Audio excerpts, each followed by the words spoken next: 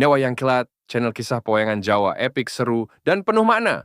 Pandawa, Kurawa, Semar, Gatot Kaca, Arjuna, semua hadir singkat dan menarik. Subscribe sekarang. Pangling Ponokawan Petruk kalian Bagong kakak. Alah. Kayangan ki paling ora sing sowan ki ya ratu. Apa pendhita kok cah edan-edan iki? Dong apa sowanan ning Kayangan? Lah menika lho Dik, kula menika gumun lho. Ing atasipun namung drajating kawula cilik ning kok mboten kenging daya kekuatanipun Bale Marti Kunda Manik. Ing atasipun para ratu kemawon menawi sowan wonten ing Kayangan menika kedang nglakoni poso. Samboten-botenipun resik lahir batosipun. Ajrih menawi kenging walat. Lah cobi to. Bagong menika sowan Sang Hyang Bathara Guru kok mboten ndodok, mboten laku napa-napa malah tingak-tinguk. Kaya wong gumun. Lah, napa wonten titah sing wantun ngitungi asta panjenengan? Menawi mboten Bagong ora mboten wonten to, mangka ya luput senjata tawa mboten kuwalat kaliyan panjenengan. Gong, iki Kayangan le. Ha iya. Aku kok ora mlaku ndodok iki pukulan Sang Hyang Bathara Guru ki sembaning para titah. Weh, kuwi guru kan? Heeh. Kok muridé rong teko? Bathara Guru. Wah.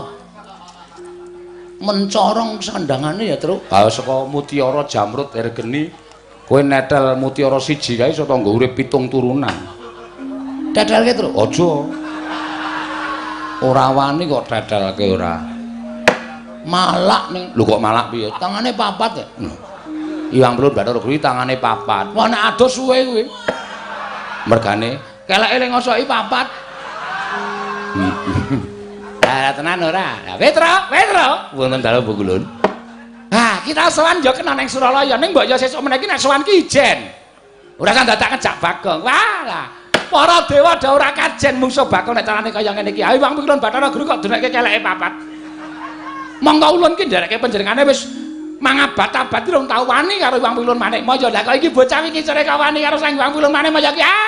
Adalah. Terus iki tep apa wong e, Tru? Ya wong ya kok omonge tanpa pedhot tak Hyang Pikulun Bathara Antarada. Weh, iki apa? Sing sok diomongke bapak kae lho. Wah, lagi iki aku weruh. Heeh. Kaya jog jengkone. Jog kowe pait. Bagong aja sembrono tak idak modar kowe. Kowe lho, gedhe aku kowe. Gong. Ora ngawur to kowe iki. Kok njur arep ning Kayangan arep ngawur ora. Ponokawan wonten dawuh Bugulun. Aja kladuk wani kurang geduga, Bagong. Dalem. Kita aja rame.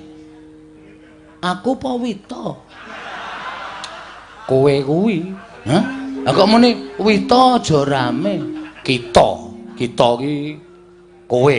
Aku kita. Berarti aku nek munggah Kayangan jenengku ganti kita. Ora ya tetep Bagong ning celuk-celukane nek nyebut kowe iki kita. Wah, ngerti ora melu aku mumet aku nek carane. Kata-katane iki beda karo nggone dhewe. Bagong. Ulun isih gedhe palimarma ulun marang jeneng kita. Aja gawe geger. Mengko mundak kita kena walat. Aluweh. Kowe kuwi lho, kita. Jare Bathara Guru kok ulun. Iki ora rampung-rampung mung perkara cah. Mocah petuk siji iki. Ulun ki aku. Lah, berarti ulune loro, Tru. Kae ya ulun iki ya ulun. Kitane mung aku tok. Petro kanthong bolong. Wonten dawuh Bugulun. Padha rejo sak prapta kita. Weh, kowe ya kita, Tru. Wis to. Kowe iki meneng sik. Aku tak wangsulan sik. Wah, ora denger aku. Ora denger piye, ora paham. Angel nang kene iki ditelusuri kata-katane iki angel. Wis wangsulan, Tru. Nonamit pasang Kalimantabe tinebene iki lho duni dumawing tawang tuwang. Tinepatno ing tulak manuk Bugulun. Nering sambi kula sowan kula tebih saking Rubeda kepareng kula ngaturaken sembah pangabekti kula kunjuk. Iya Petruk ulun tampa, ora liwat pangestu ulun tampanana. Kula pundi nggo jimat paripe dayana ing kasantosan. Petruk kantong bolong padha raja saprapta kita. Nggih, pukulun Narada wilujeng bekti kula kunjuk pukulun. Ya ulun tampa karya bombong tias ulun. Ora liwat pangestu ulun tampanana ya Petruk. Kula pundi nggo jimat paripe dayana ing kasantosan. Panakawan Bagong padha raja saprapta kita. Inggih pukulun kita sowan ing Sambikala. Kepanen kula ngaturaken bekti kula kunjuk ngersanipun paduka ulun. Lho. Ora dong. Piye terus? Salah apa bener? Salah. Ngawur. Iwang Pikulun Bathara Guru. Iwang Pikulun Bathara Gulu. Guru kok gulu. Ketrikel ilate. Ya Bagong ora dadi ngopo. Gandeng kita kuwi atmajaning Kakang Ismaya. Mula ulun paringi pangapura. Sanes Pukulun. Lho. Sanes piye? Kula niku anake Semar dudu anake Ismaya. Ismaya iki jenenge bapak iki ya isi Ismaya. Wah, nek ngono aku ora kendang. Si Es. Pak Es. Si Es. Pak Es. Bagong padha raja saprapta kita. Wah, iki lakone iki. Pangestunipun Iwang Pikulun Narada. Nering Sambikala Pikulun. Ayo syukur. Ayo iya. Wah, cah edan tenan ora. Wis dewa ora kajian iki wis ora. Petruk padha raja saprapta kita. Pangestunipun Iwang Pikulun Bathara Indra wilujeng. Bagong padha raja saprapta kita. Sapa Indra? Bathara Indra. Kowe nggon film kae apa? Udu. Ora ana telu to, Dana Kasina Indra. Iki bedewa ya. Wah, kowe tak tendang modar. Kowe tak tendang genti kowe. Ora ngerti kok arep ditendang ora. Bathara Indra. Oh nggih Pukulun Bathara Indra. Bekti kula katur nggih Pukulun. Iya. Ulun tampa Bagong prayogakna. Nun nggih, sampun mboten kirang prayogi. Petruk padha raja sapraptamu. Pukulun Yama Dipati wilujeng. Oh iki bahaya lho, Gong. Hah? Iki bahaya. Iki sing tukang jabut nyawane titah. Iki Pak Mburi ya? Bagong padha raja sapraptamu. Sapa, Tru? Yama Dipati. Iwang Pikulun Yama Dipati wilujeng. Bekti kula konjuk Pukulun. Iya. Ampun dicabut. Ora. Mang neng kemawon mengke rak. Ucul dhewe. Mboten sah dicabut. Iya. Bagong iya enggak. Edan lan kok kowe, Gong. Aku biasane ngono e. Tak nengke wae biasane. Petruk kantong bolong padha raja sapraptamu. Pangestunipun Pukulun Penyarian wilujeng bekti kula kunjuk. Iya Petruk. Pangestuku tampanana. Nggih. Bagong padha raja. Sapa ki, Tru? Penyarian. Oh, Pak Carik. Udu. Pukulun Penyarian. Ayo ki nang kelurahan Carik to? Ora. Penyarian ya pokoke sing nyateti apa-apa. Sekretaris maksudnya? Pukulun penulisan. Wilujeng bekti kula konjuk Pukulun Penyarian. Iya Bagong prayogakna Panakawan. Nun nggih. Lho, kok guyu ngopo? Sampeyan yo mesem kok.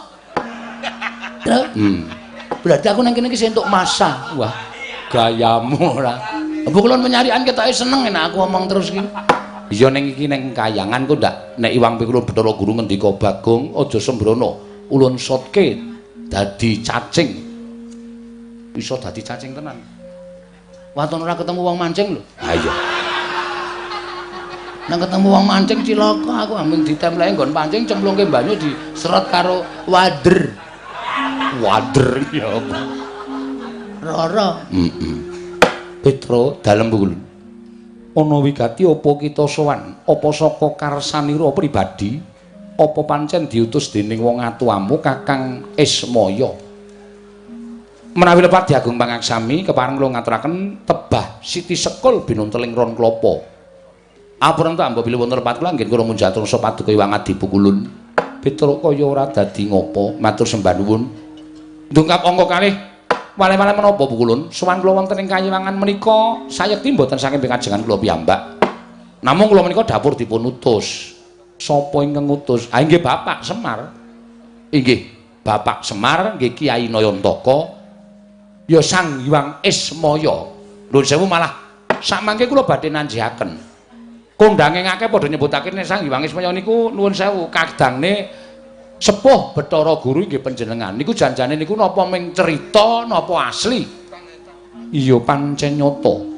Kakang Ismaya kuwi kadangku tuwa. Weh, bener, Gong. Bapak iki jebul kakangne Bathara Guru. Ah ngopo bapak dadi kere ning jagat ki? Ah ngerti dadi dewa, malah mulya dhewe ya ora kedungsang-dungsang uripe. Kakangne Bathara Guru kok ngere nang Karang Kadempel mangan intip kaya banyu. Dikopyok nang weteng. Arene ra ya mamane paling ora roti ya ta. Ning bapak ki wis seneng ngono kae kok. Wah, Semar ki pancen aneh. Lah nggih, nek ngaten kula ngaturaken panuwun. Lah, dene wigatosipun Bu Kulun, mboten sanes estunipun bapak menika bingung. Bingung perkara apa? Bapak niku janjane ming kepengin duwe kajat nggih menika bangun desa. Semar menika kepengin bangun desa. Wah, lakone Semar bangun desa iki. Wis dibedhek ora, kowe iki senengane mbedheki ngono iki kok, Gong. Soale wis saking kerepe. Iki nek aku ora gawe sanggit liya. Ha iya, ndak padha karo ning YouTube. Ngendi? YouTube. YouTube ki sapa? Bakule bakmi. YouTube ki teknologi kok. Kene ra ono YouTube ora. Lajeng lho kok lajeng kowe iki ngopo? Sing ngendika kono kok. Iya. Salahe do ora omong.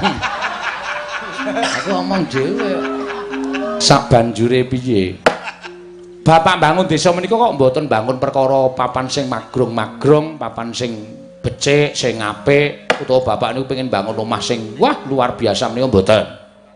Ning kersanipun bapak menika mbangun lahir lan batin, ya lahir ya batin. Panggesanganipun para kawula uripe para panjenengan masyarakat Karang Pradesan menika supaya mundhak ya bab ketukulane, ya bab ayem tentreme, ya bab nggone gotong royong menika supaya sengkut gumregut. Mula bapak kepengin bangun desa sumados mujudake desa ingkang sae inggih menika desa Karang Kadempel.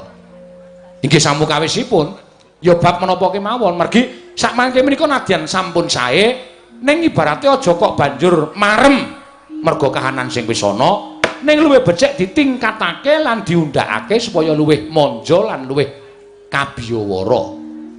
Iya Petruk. Nggih. Cobi to.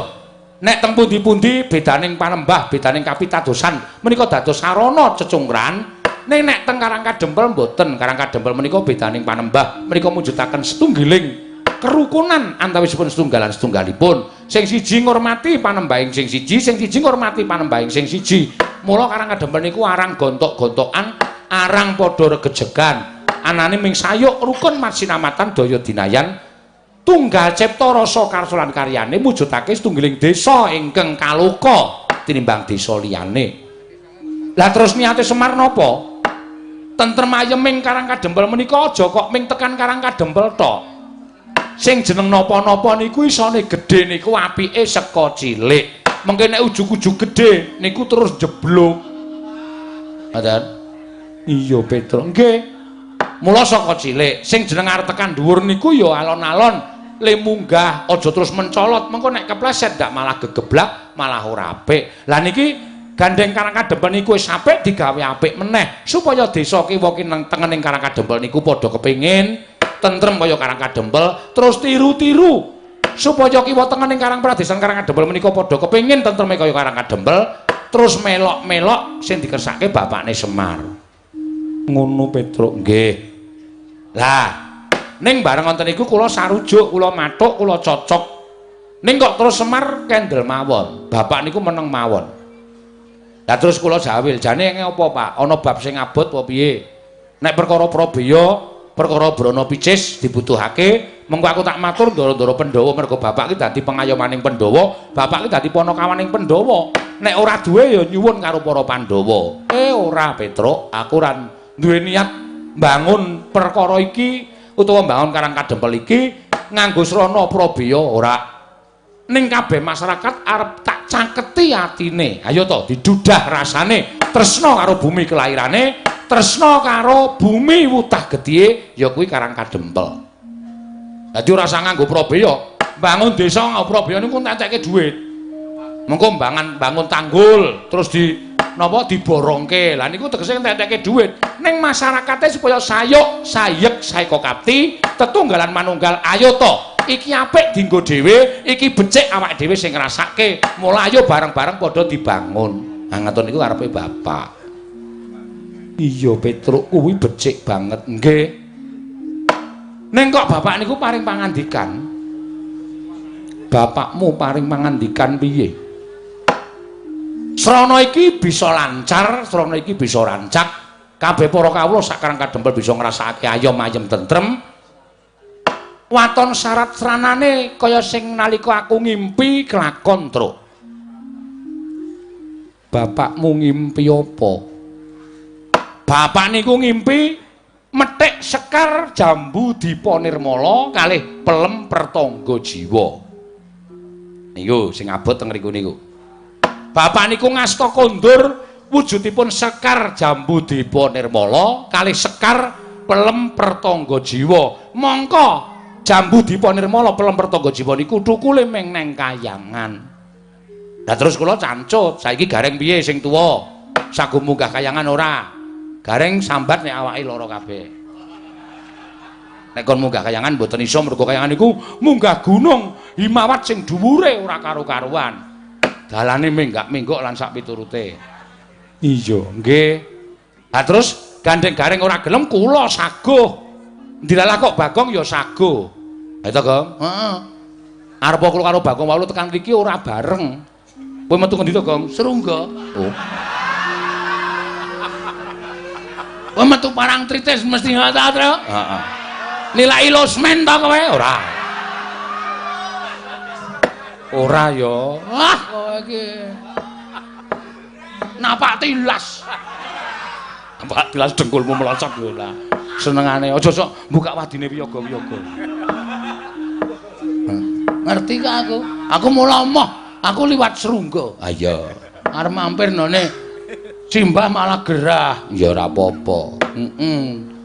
Lah sak banjure mila suwan kula sampun Bathara Guru menika wonten sukalelaning penggalih sak mangke paring agungan. Keparenga sak mangke mandhapaken Sekar Pelem Pertangga Jiwa lan Sekar Jambu Dipa Nirmala menika kaparingna dhateng Petruk niku bapak sing nyuwun. Omongga Bathara Guru, omongga Si Manikmaya. Aku wis ora mapan ning Kayangan. Aku wis ikhlas dadi titah, aku wis ikhlas dadi menungsa lumrah. Nek nganti Bathara Guru kok ora menehke kembang Jambu Dipa Nirmala, kembang Pelem Pertangga Jiwa, aku sing arep munggah ning Kayangan. Bathara Guru njaluk tak walik mripate. Ngoten niku. Ya, Gong. Ora aku ora krungu kok. Ajar lho kowe. Ora ana kata-kata ngono ki ora ana. Kowe senengane nambah-nambahi ya, Truk. Wah, bapak ki wong sopan wadake ora ana kata-kata kaya ngono kok. Apa bapakmu ngendika kaya ngono? Jane mboten. Ini namung kula ki mawon supados suasanane rada tegang ngoten lho. Pripun? Dipun paringaken apa mboten? Nek diparingake dina niki ajeng kula boyong kalih Bagong, dene ora. Kula kaparingan Purbawasesa. Terus kene maju tak sebul mbun-bunamu. Nek wis tak sebul mbun-bunamu, kowe munggah ning Kayangan. Nek guru ora meneke kembang Jambu Dipa Nirmala, kembang Pelem Pertangga Jiwa, kowe ngamuka ning Kayangan. Ora ana sing iso menang karo kowe. Arep Manikmaya nggunakake cis Trisula, guntur geni guntur angin, ora bakal iso ngobong awakmu, ora bakal bisa tumama ning awakmu. Nah, nuwun sewu mula bengi niki kula rada gleleng. Lah nek kula wis disebul mbun-mbunan kula, kula mboten ajeng pripun-pripun. Upama panjenengan ndawake guntur geni guntur angin, nek kula ora apa-apa, ning mang ndawake Bagong. Bagong dereng disebul mbun-mbunane. Wah, semari banci ndhe banci ladan. Ha iki kok sing dadi korban aku ngono. Kowe wis disangoni daya kawijayan karo bapak Aku blas e. Ha engko nek ditamani Cis Trisula sing modar kowe. Modar nang kene. Aja kuwatir, Bagong. Wong mati nang kayangan ki jujuk swarga. Wis. Wis truk kowe bali dhewe. Aku tak mati nang kene. Aku ngendikane Bathara Teka iki, Hus. Anu Bathara Antarada iki nek mati nang kayangan ki bakal munggah swarga. Wis kowe nang neraka tak idiak sirahmu. Lamit ya, Tru. Sing ngomong sapa wong mati ya didelok ala becike, nek ala ya nyemplung neraka, nek becik ya nyemplung swarga. Ora ana kok matine kayangan jujuk swarga iki dapusi Bathara Narada. Wah, asem e. Ora tak gojok lho. Agange pancen trembelane kok kowe iki. Iki Bathara Narada iki kami tuaning kayangan kok dijak-jok. Ajok ora? Ayo ajok. Ajok ya wis. Ngene kok geger ora. Ngono Petruk. Nggih, nyun pangapunten.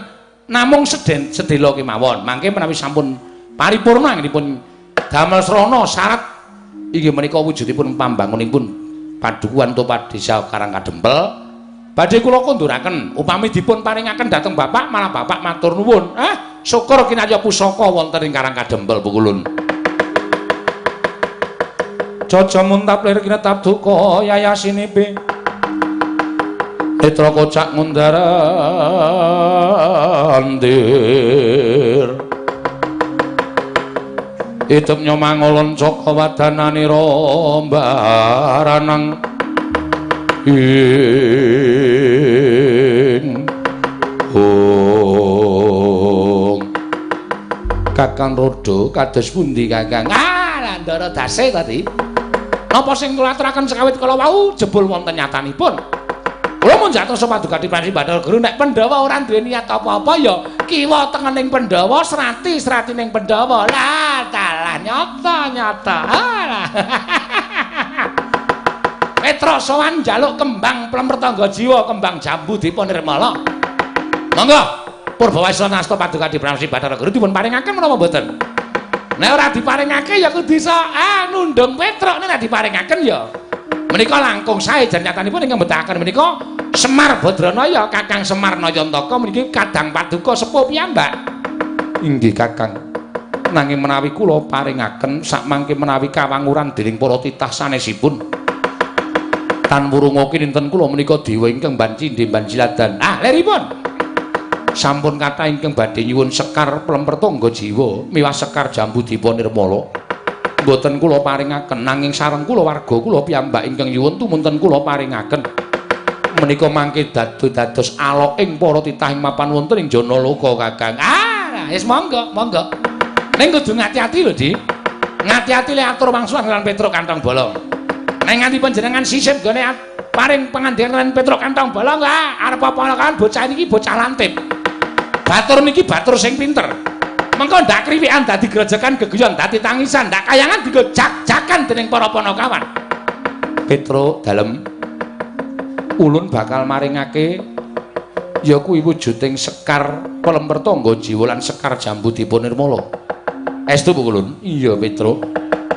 Nanging luwih becik gandeng sekar mau kudu dipethik sarana ulun pribadi ingkang methik. Mula kula ngenten ana ing repat kepanasan. Oh nggih. Sawise kita mapan ing repat kepanasan, mengko ulun merpeki lawan jeneng kita. Kita bakal ulun paringi wujuding sekar Plempertangga Jiwa lan sekar jambu dipun nirmala. Oh nggih, siap. Nek pancen kaya ngoten kula niku mboten badhe andhuwa kepareng pekepan paduka Wang Kula Bathara Guru mboten. Nek dipun dawuhi nengga wonten ing repat kemanasan sendika kula tak mundur saking Datulaya utawi Bali Martikunda maneh ngentosi sak bibaring pepanggihanipun para Jawata kula ngentosi rawuhipun Iwang Pikulun Bathara Guru. Iya, Panakawan Petruk. Menawi ngaten nyuwun pamit Pukulun. Madal pasilan sing ati-ati aja kaya bocah cilik. Pukulun Rada kula nyuwun pamit. Ya Petruk sing ati-ati. Pukulun Bathara Indra kula nyuwun pamit. Ya Petruk sing ati-ati. Pukulun Yama Dipati kula nyuwun pamit. Ya Petruk sing ati-ati. Pukulun Menarian kula nyuwun pamit. Ya Panakawan sing ati-ati. Sampun Pukulun kula nyuwun pamit ngentosi wonten ing repat kepanasan. Ya Panakawan sing ati-ati aja kaya bocah cilik. Panakawan Petruk.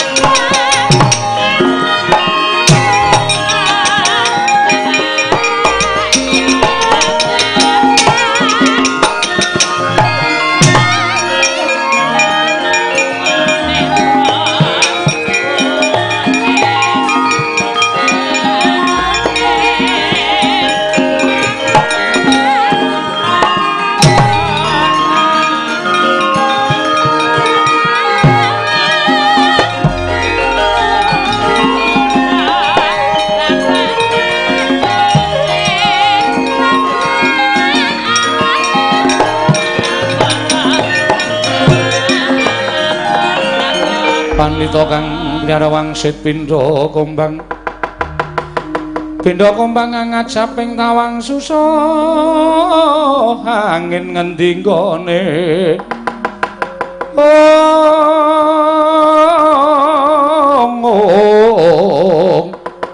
susah angin ngendi nggone Kakang Trada punapi Petruk sampun kersa mundur lah menika kok kadangipun Petruk Bagong tasih mogok-mogok wonten ing mriki. Kowe lah dalah iki bocah iki arep ngapa ya? Bagong kita ki Petruk ki wis metu nang repat kemanasan kok kowe kita durung metu ki piye? Metu kok dipeksa. Lire piye kita ora gelem metu? Ra ati kula kok ora kepenak ya? Ora kepenak perkara apa Bagong? Nek Petruk mboten pantosa nggadaken pengendikanipun Iwang Pikuluntrada, ning nek kula kok setiap omongane piyai niku tak petung, tak glejah. Tak goleki iki lereke kata-katane iki nendi? Mengkono. Nggih. Lah terus panjenenganipun Iwang Adipukulun paring pangandikan. Niku kula bundeli teng ati kula. Jane nganten mawon. Luwih becik jujur mbangane sampeyan tumindak sing ora jujur mengke gawe gelo atine Petruk gawe gelo ati kula mengke kayangan rusak merga saka pakartine Petruk awulung sampeyan jujur pangandikaku sing piye Bagong akeh wong sing kepengin njaluk kembang Jambudipa Nirmala kembang pelemper tangga jiwa mboya ulun paringake yen nganti ulun maringake kelawan Semar ateges padha ngarani yen to kula warga diwenehi ngampil nek wong liya ora diwenehi ngampil mengko dikira mban cindhe mban siladan ayo ta nggih mboten iya Bagong nah dengan melihat kata-kata itu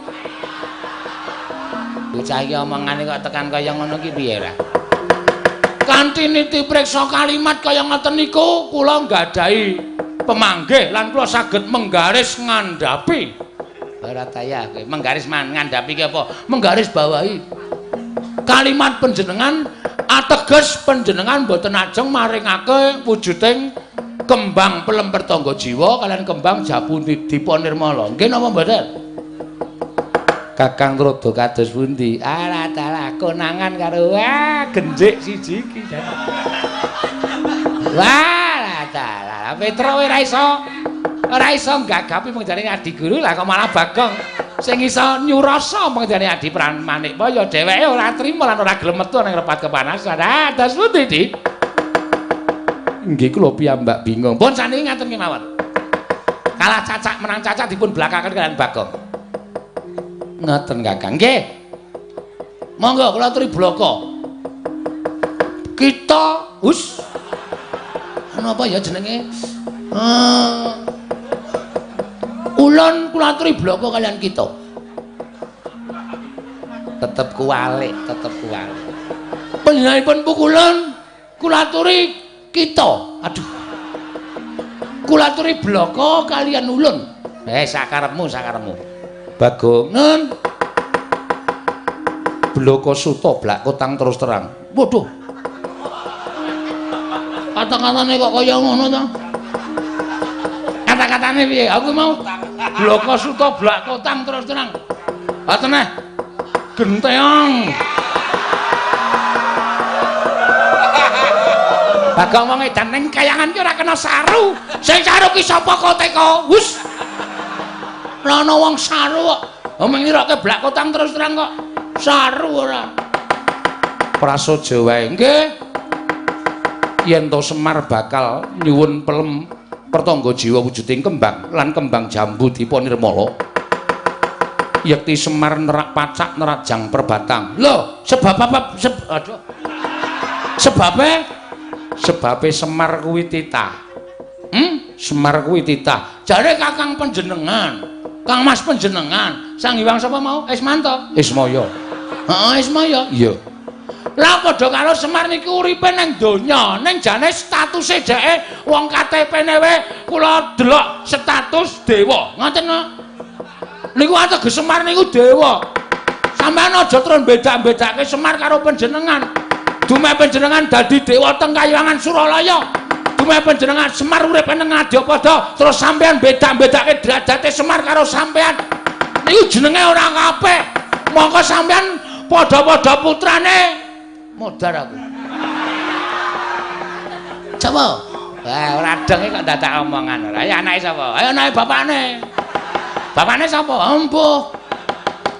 Sang Hyang Bathara Tunggal. Nah, Sang Hyang Bathara Tunggal.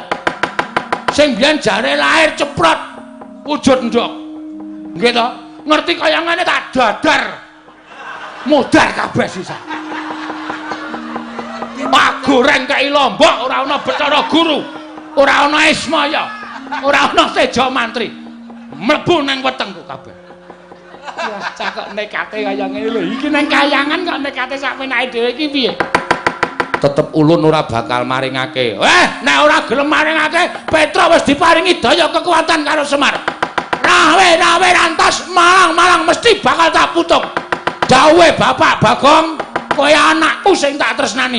Petra tak wenehi kekuatan. Aku percaya karo omonganmu. Merga kowe iki tim sukses Semar Badranaya. Mula kowe kudu iso omong ning ngarepe Bathara Guru. Nek pancen Bathara Guru amenehake sakaremu tak wenehi Purbawasesa, aku kakangne Bathara Guru, kowe menang gawe geger ning Kayangan.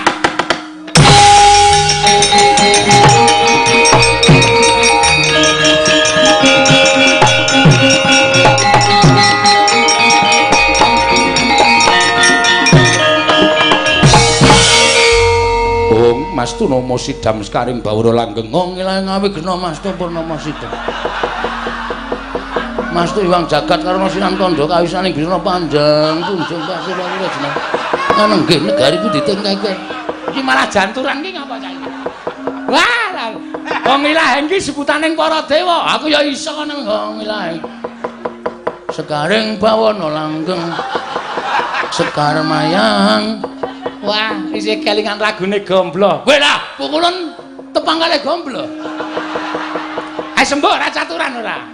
Aku ngerti lagune ora. Iki sapa iki? Bathara Indra, ngati-ati ya, Nggih, ngati-ati. Nek musuh liyane kita kena sembrono ning bocah iki ndugal kewarisan. Ngerti ta kowe kedadiane Bagong iki saka sapa? Mula Bagong kuwi ndugal kewarisan ora luput senjata tawa, ora tau kena walat, ora tau kena apa-apa merga Bagong ki dumadi saka ayang-ayangane Semar. Weh. Berarti aku duwe anake Semar. Kita kuwi kancane Semar ingkang dhisik dhewe janjane pancen Petruk karo Garengke luwih kalah tuwa lawan jeneng kita. Oh, asem. Oh, diterano gajule sirahe tenan. Wah, digajuli sirahe ora kualat tuaku kok. Bagong, non waspadakno. Nggih, ulun Bathara Indra. Ulun putrane Bathara Guru ingkang angka catur. Angka 4. Iya, mbarepe sapa? Lho. Perkara mbarep karo ragil kuwi dudu perkaramu. Putrane Sang Hyang Manikmaya kuwi pirang-pirang cacahe. Persasat Jawata iki putrane panjenengane kabeh. Wah, edan. Luar biasa. Ora kabeh.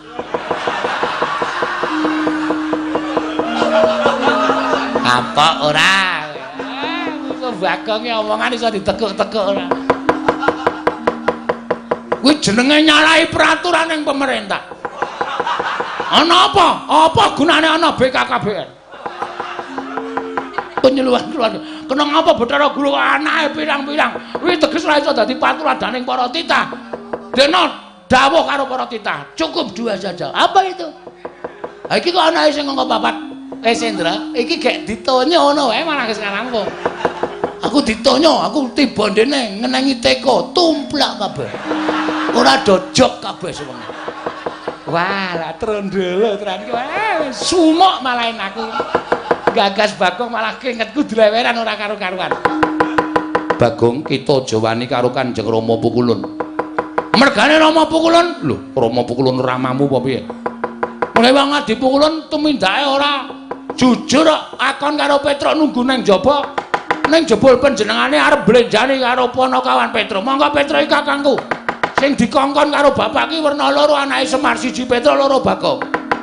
Nek Petruk ora dong kalimate utawa pengendikaning para dewa, Bagong sing iso glejah pengendikaning para dewa.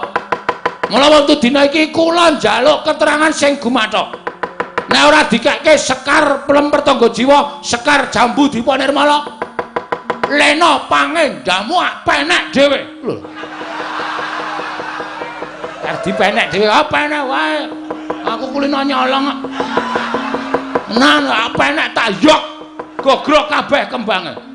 Aja ngawu gawan ngawur. Ya wis men. Yen kita wani kalan para dewa, tegese kita bakal cepak pati kita Bagong. Pancen kuwi sing tak gayo. Urip ngopo bendina mung bayar kreditan wae. Esuk 2000, awan 2000, sore 2000. Uripku ki wis rekoso. Ciduk wae tak kredit kok.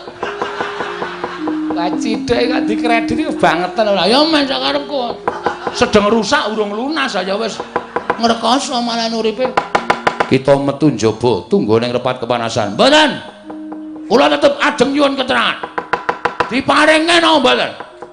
Yen diparingke kayangan ayam ayan tentrem. Tentrem. Yen ora diparingke dening Wang Pikulun Manikmaya, kerubutan para dewa. Wae lah bocah iki ya suarane kok ya sawenane. Ayo, sapa kene sing dadi senopati ning para Jawata? Yen perlu ya apa dipati kon jabut nyawane. Bagong urung jabut nyawa, teteki untune jabuti untune. Sing kondange Wang Pikulun Bathara Brama, sing iso ngobong apa-apa, apa rumasamu aku ora gawe ember. Bathara Brama metu guyang legane ati. Mlebes banyune. Ayo sapa meneh sing arep ngrubut karo Bagong? Nek ora tak kayangan iki ndak dewa-dewa jauh adil. Bangane Semar munggah ning kayangan wong tuwek ketayalan luwung Bagong sing ora truma ning kayangan. Metu njaba ora metu ulun bopong ning njaba. Ayo kowe arep bopong aku piye kowe Bathara Brama?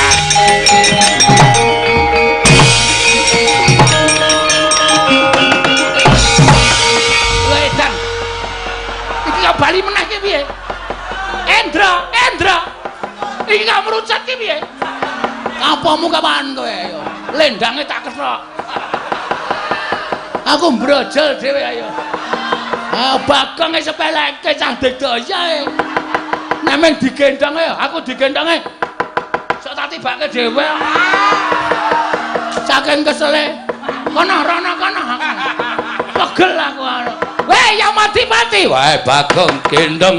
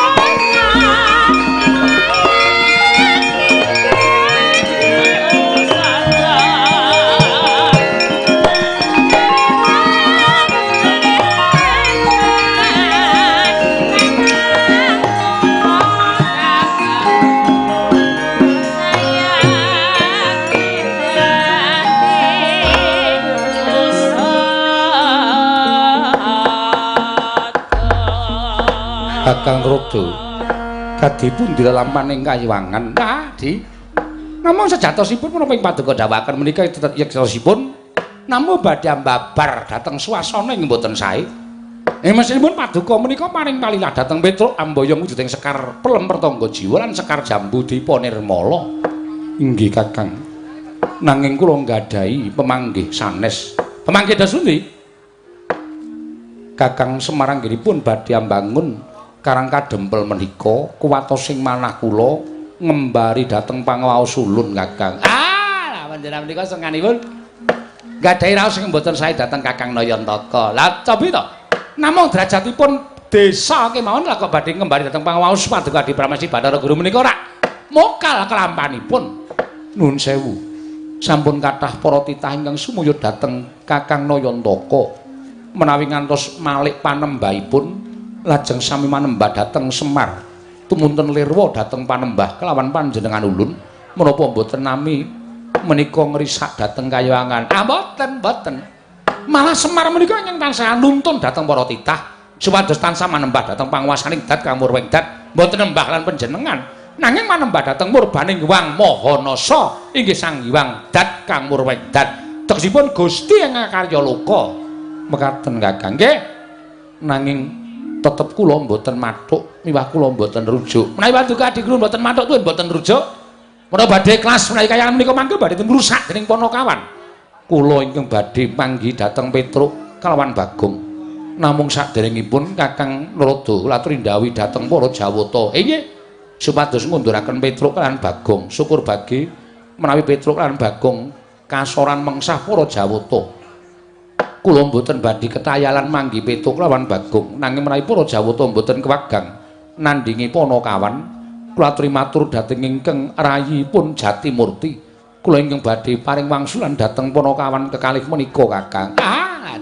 nggih monggo lajeng sasampun menika kula ingkang badhe mandhap wonten ing Janaloka kersanipun niti priksa dhateng kawontenanipun Kakang Nayantaka menawi saged badhe kula emutaken sampun ngantos ngembari dhateng panguwaos ulun nanging menawi boten saged kula nuwun sewu paripaksa kula mentala dhateng Kakang Ismaya. Ah dalah panjenengan menika senengane ngurupake geni memungsuhan dhateng Kyai Semar Badranaya. Ha iki monggo ning nuwun sewu lho Narada tunggak waru tunggak dadap tegesipun menapa Kakang menawi wonten menapa-menapa kula mboten melu-melu kula mboten melu nggarap kula semanggaken ala becik bener luput panjenengan kedah nanggel.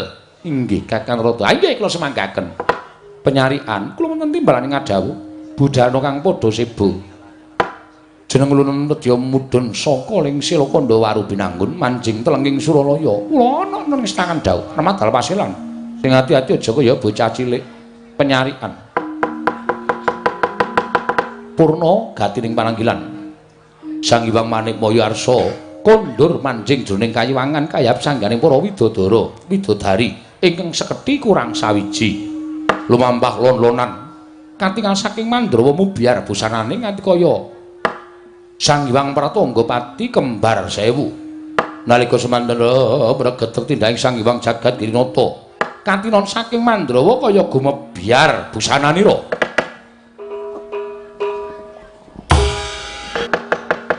Iwang Pikulun Jatimurti, Iwang Pikulun Bathara Guru mesti ora arep menehke kembang sing tok jaluk. Ning kowe tekan repat kepanasan iki mesti mung arep diapusi arep diwenehi keterangan sing janjane sekar utawa sekar Praperdaga Jiwa, sekar jambu Dipa Nirmala kuwi ora bakal didonke ning Karang Kadempel. Aku metu nganti digotong karo Yamadipati ya, Tru. Oh, mosok? Iya. Belang mergo do ketoke do wedi kabeh aku ngamuk nang kayangan. Bathara Guru unek-unekke. Lho. Kowe ora disotke. Wes ora mandi. Aku kok disotke. Sing jeneng nggo nangker tak uyuhe demite mlayu kok. Apa meneh mung disotke dewa. Ha terus iki titenono mesti dewa-dewa do tekan kene. Nek dewa tekan kene kowe ngati-ati lho, Tru. Nek kowe kon bali aja gelem, bali kena ning bareng karo Sekar Pertangga Jiwa, Sekar Dipa Nirmala. Ya, manut karo kowe le. Heeh.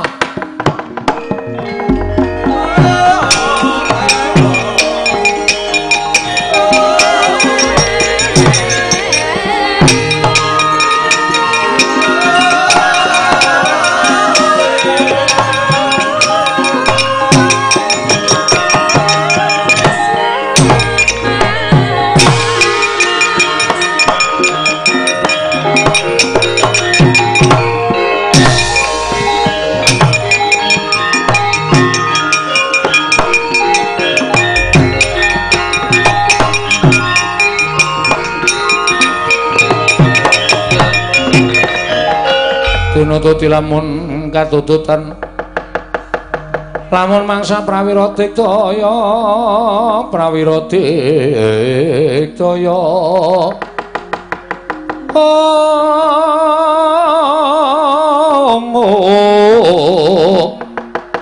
Ronanggono makawe gelari rawang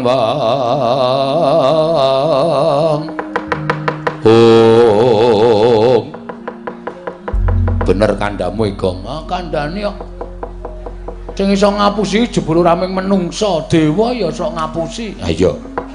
Ngati-ati lho, Tru. Rasa kuwatir, Go. Aku wis disebul bun-bunanku ping 3 karo bapak. Jare bapak aku digdaya, tak jajali nek mungsuh dewa iki menang apa kalah. Ngati-ati. Heeh. Malah kowe wae sing ndelik. Ngapa? Kowe urung disebul to? Nadyan ora disebul dening bapak, tak cobane aku nek mungsuh dewa, Tru. Menang apa kalah kira-kira? Ketoke kalah. Apa? Aku ora disebul kok. Ora masalah. Men kalah ya men. Ya wis diantepi ya diantepi. Bakti kula kunjuk pukulun Sang Hyang Bathara Indra. Ya pitruk tak tampa pangestuku tampanana. Nggih sangat anggen kawula dadosaken jimat. Pulundra Brama bakti kula kunjuk ya pitruk tak tampa pangestuku tampanana. Kula pundi? Sing mburi sapa, Tru? Bathara Brama. Wah, iki sing seneng sok ning radio. Lho. Sapa? Brama Kumbara? Udu Brama karak. Wis kuno banget ya, Gong, aja ditokke to. Wis do lali kuwi iki. Kuwi jaman cilik-cilikan kowe Brama Kumbara kuwi ora. Heeh ya. Pukulan Bathara Indra bekti kula kunjuk. Ya Bagong tak tampa. Kowe mau tak gendong kok merucut. Sampeyan ning gendong meng angas-angas kok. Ora serius mula kula obah wae tiba terus mlebu melih teng Suralaya. Iya. Nggih. Terus dibopong karo Kakang Pukulun Bathara Yamadipati. Ah nek nika le nyikep tenanan nganti rasa ambegan aku. Nganti tekan riki niki Bathara Brama bekti kula kunjuk. Ya Bagong tak tampa. Pangestu ulun tampanana. Nun niki sangat anggen kawula dadosaken jimat. Sik ya terus tak golek banyu. Lah ngopo? Kae Brama wae dewaning geni nek ora disiram kok ndak. Ora murup genine ade cilaka. Rasa. Aku wis jebul mbun aku ping 3. Rasa kuwatir, Kok. Wigatosipun ngemban dawuh timbalaning Wang Pikulun Jatimurti ya Rama Pukulun Sang Hyang Jagatnata. Petruk dina iki kowe kon bali. Ngandel ora. Terus Sekar Pertangga Jiwa, Sekar Dipanirmala ora bakal diwenehake marang kowe. Merga kuwi kembang kayuwangan. Ora sadengah titah iso mboyong wujuding kembang kemapan ana ing kayuwangan. Mangriyen to, bapak niku ya dewa. Ya wong bapak niku wujude titah. Ngoten. Dadi nek bapak nyuwun Sekar Pertangga Jiwa, Sekar Jambu Dipanirmala niku wis sak trepe wong bapak niku ya panjalmaning Jawata. Ngoten. Kok ora dikeparengake? Kok Hyang Pikulun Bathara Guru ngendika nek ora saben titah iso mboyong Sekar Dipanirmala lan Pertangga Jiwa. Niku ateges Hyang Pikulun Bathara Guru wis nyebratke bapak minangka dadi ganeping Jawata. Monggo nika titih Sang Hyang Bathara Ismaya. Riwon kula nyuwun keterangan. Nek kula entuk keterangan sing gumathok ora apa-apa kula bali. Kula tak matur kersane bapak. Ning nek mengke bapak nesu, dadi manik maya wis ora nganggep aku kakangne. Petruk ora usah melu-melu. Aku tak munggah ning kayangan. Sapa sing wani karo bapak? Ayo. Wangsulan, Ndra. Apa sing demongke Petruk iki betul? Iki mumpung aku karo Petruk isih gedhe palimarmane. Ora ngamuk ning kayangan. Nek nganti aku karo Petruk ngamuk, upama aku kalah, aku medhun ning omah. Ning Karang Kadempel, Pak, aku diajar karo Bathara Indra, karo Bathara Brama. Nek bapak nesu piye? Blok gegekku kesadulita, lit. Mel. Indra karo Brama kok ngajar anakku tersayang. Kepengen ora suwe le dadi dewa, munggah ning Sulendra Bawana, munggah ning swarga Dahana, ngubal-ubal entut mudhar. Ngontute bapak iki, aku wingi dintuti 4 sasi opname. Ya, Tru? Ayo sembrono ora. Wose gelem bali apa ora? Nek kula pulun wangsul penak awamu. Yen mboten pulun wangsul Mapano tak cemplungke kawah condro di muka. Waduh. Gong, cemplungke kawah condro di muka. Ora apa-apa ndo ngadus kok awake dhewe. Kawah condro di muka ki apa? Kolam to. Wus.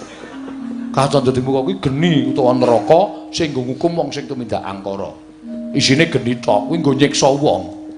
Waduh. Ya ya mulai. Lho kok jare mulai kita? Wis wajib tak paneni kok mulai. Rasa wedi to.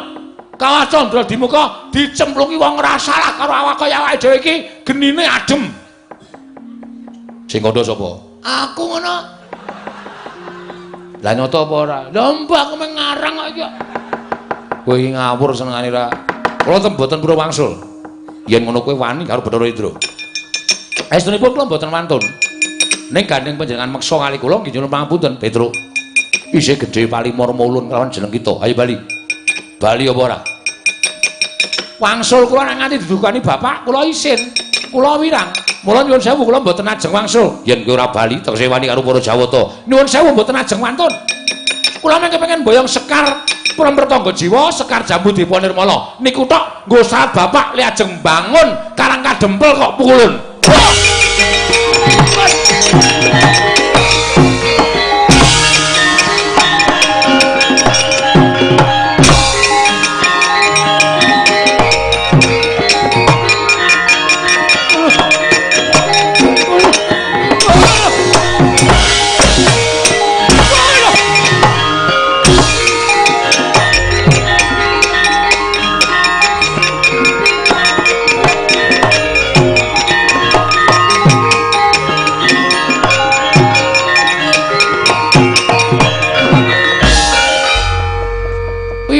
Jare wis disebul ndase. Oh, Gong. Wah, Semar ki ngapusi. Semar ki biasane sok omong ngono lho. Gedhekke atine anak ning jane ora ana apa-apane. Ah jare wis disebul siramu, kowe iso digdaya ngungkuli dewa. Ah dantem Bathara Indra kok aduh mati aku. Waduh gedrewasan aku mati. Ah piye kowe? Kok aku isih ngrasake lara e. Wah, wis. Ya mulai yo ajare Semar. Lho. Lah ngopo? Ngapusi kok. Nyatane musuh dewa ya kalah kok. Kok tendangane. Aja kok gawe bapak kok. Bapak-bapak piye? Ha terus piye njaluk bantuane sapa? Wis. Ha kowe? Terus. Kowe wis sing disebul Semar wae. Aduh mati aku. Apa meneh aku sing ngurung disebul? Diantem pisan iso almarhum. Oh ya, nganggo pikiran kok nek omong ki. Aku ora nganggo kekuatan apa-apa kok kon mungsuh para dewa iki terus maksude piye? Petru, aja mlayu.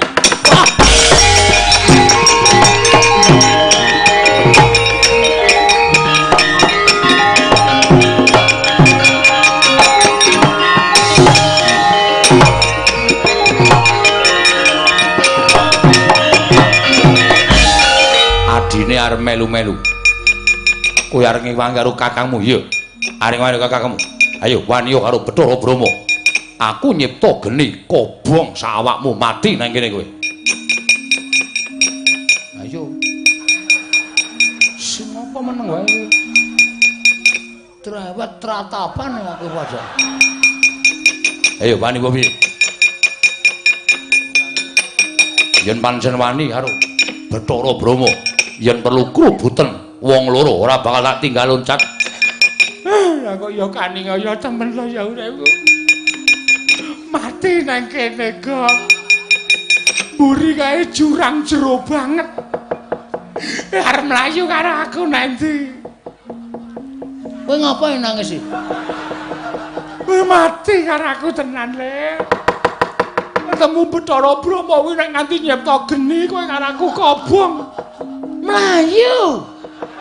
Melayu matamu mburi iki lho jurang iki lho repat kepanasan ki dhuwur gunung dhuwur banget iki jurang arep mlayu nendi.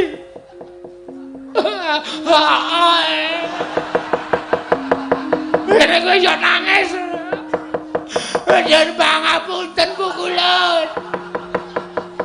Kula sing nyunaken pangapunten Petruk.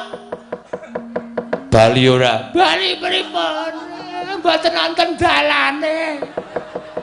bali liwat papan utawa dalan sing bener. Kandha karo bapakmu. Siwa Semar, aja ngarepake Sekar Jambu dipun nirmala lan perlem pertangga jiwa. Walah. Iki adewe tekan omah isih diunek-unekke bapak lho.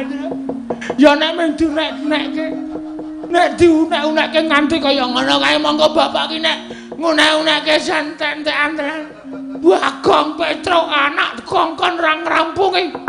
Wis tak kandhani to nek aku ki kakangne Bathara Guru, kowe rono ki kowe sowan Pak Lek. Pak Lek Bathara Guru njaluk ya sing apik-apik. Bali tekan omah ora entuk gawe. Gua abrak apa anak kaya ngono. Cemarak cangkeme ngono kuwi ya. Heeh. Mesti kelara-lara aku. Iya iki nggih pun Mbah. Mbangane kula wangsul tekan omah ming diunek-unekke bapak. Wis gong modar nang kene ra apa-apa le. Mati cah loro diwujudi ya le. Ora apa-apa wis. Anakku cilik-cilik terus. Ora apa-apa, kowe ninggal anak wis gedhe-gedhe gek bojomu lempoh. Bojoku ayu ditinggal ya mane-mane man. Mane dengkulmu mlocot ora. Kuwi senengane kowe mati penak das utangmu akeh. Oh, ayo ngamati aja-aja. Lah witekno wis ora ana dalan. Wis kowe karo aku manut wae kok. Dikapak-kapake manut waton pasrah wae. Kene marganing pati yen manyeris manut perkara engko bapakmu ora trima perkarane karo Kanjeng Rama Pukulun Jatimurti sing wigati anak-anake wis wani gawe geger Suralaya. Keluputane titah sing wani gawe geger Suralaya mung wajib dihukum cemplungke kawah Candra Dimuka. Ing kene marganing patimu kowe Panakawan Petruk.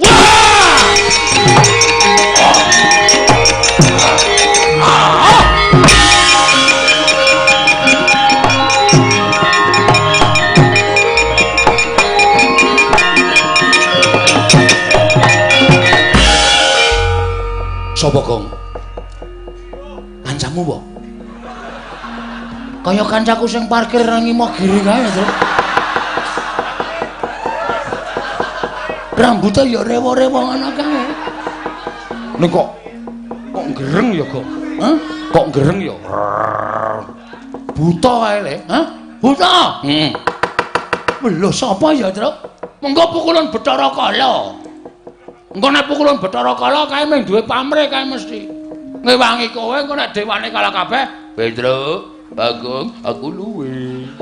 Kowe dadi panganku, modar mati meneh. piye to iki kok ketoke ra penak terus to, Gong? Kowe iki lek gawe sanggit piye, Tru? Awake dhewe kok ngrekoso terus ki piye to? Wis rasan dadak. Piye-piye kalah cacak menang cacak butuh kae tututi takoni sapa, Gong? Yo!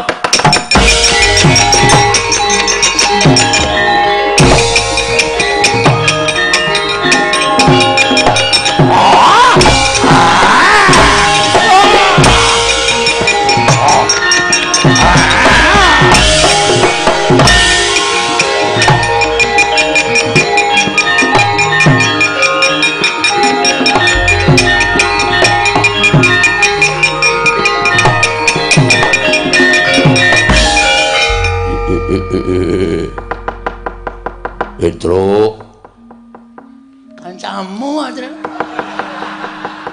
getarane. Lah kowe iki kenal karo kowe. Petruk. Sapa, Tru? Kowe kok ndek kanca gleleng ngene? Mbuh aku ora ngerti. Aku iki ora ngerti. Ah kok ana tepung ora kowe? Kowe iki senengane ngapusi senengane. Sapa? Nuwun sewu, kula niku bingung panjenengan kok nyebut kula Petruk ngoten niku. Panjenengan kenal kali kula lho. Oh, ladal. Ora kenal sebab piye kowe tau urip bareng karo aku. Engko gek kowe iki ya buta, Tru. Ngaku wae, mulane wingi pitik kuthukku do modar kuwi. Tok cokoti ya ora. Oh kan kamu buta-buta kaya ngono. Medeni truk ora. Iki lho ana buta teko truk. Nganggo kopiah. Ya wis ben mengki wae ra. Petro, aku ora mentala krungu penangismu mula aku mudhun saka Karang Kawidodaren. Lho. Widodari kudu sik to meneng to. Meneng sik. Apa-apa tok saut. Iki ben omong sik, engko ra dhewe jelas, ora apa-apa disaut. Lah kamu nih, aku medun saka Karang Kawidodaren. Masa widodari bentuke kaya ngene? Aku didhawuhi dening dewa supaya njaga Karang Kawidodaren saka bangsaning jim diunggahake dadi bangsaning dewa. Jim Gong. Oh, wis rasa takoni paham aku. Sapa? Iki nganu iki Jim dan Jum. Jim dan Jum. Ora serial TV ora. Sapa itu? Petro, Nun. kowe tau urip bareng karo aku ning jamaning jim. Sadurunge kowe dijaluk dening Semar, kowe nyegat begal karo Semar. Diduduti awakmu. Kowe mbiyen dudu Petruk ning jenengmu Raden Pecruk. Walah. Begawan Solontara. Iya. Aduh. Matur nuwun, Pak.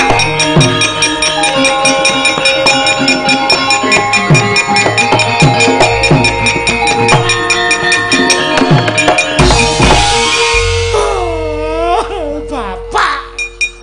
Iya.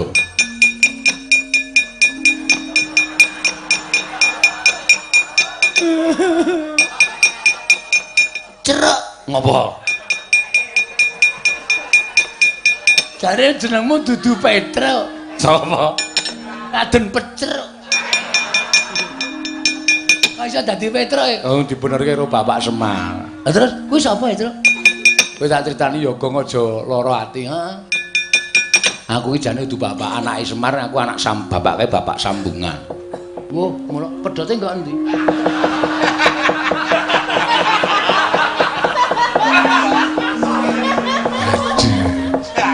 Maksudnya bapak sambungan ki aku ki mbiyen dopeni karo bapak. Tegese bapak angkat ki nek carane Jawa bapak sambungan. Mengkono. Heeh. Iki bapakku asli. Masa? Heeh. Bapakku asli mbiyen bangsaning jim saiki dadi dewa. Wah, bajigur. Anak dewa kowe. Heeh. Ya nyun ngapura, Gong. Lah terus aku? Kowe iki mung saka ayang-ayangane Semar. Bapakmu ya ora ana, mbokmu ya ora ana, dumadi saka ayang-ayangane Semar. Sing nyipta mbiyen ya Iwang Pikulun Sepada Wenang utawa Iwang Pikulun Asih Prana. Wah, tepung aku karo Asih. Asih Prana. Marse apa Asih? Nek Marse tepung aku klawer to? Udu.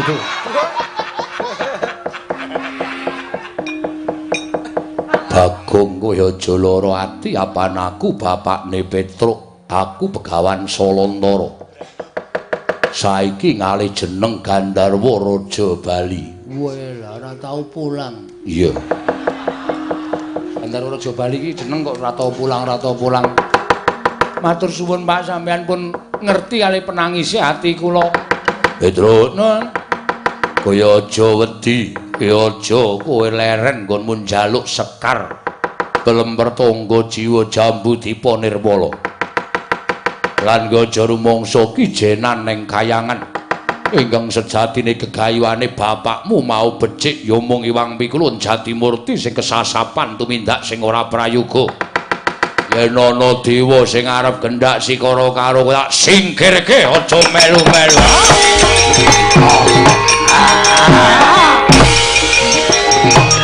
ayo, amok rata, saya ngrantai nanging padha-padha. Ayo, di tunggale regane adik.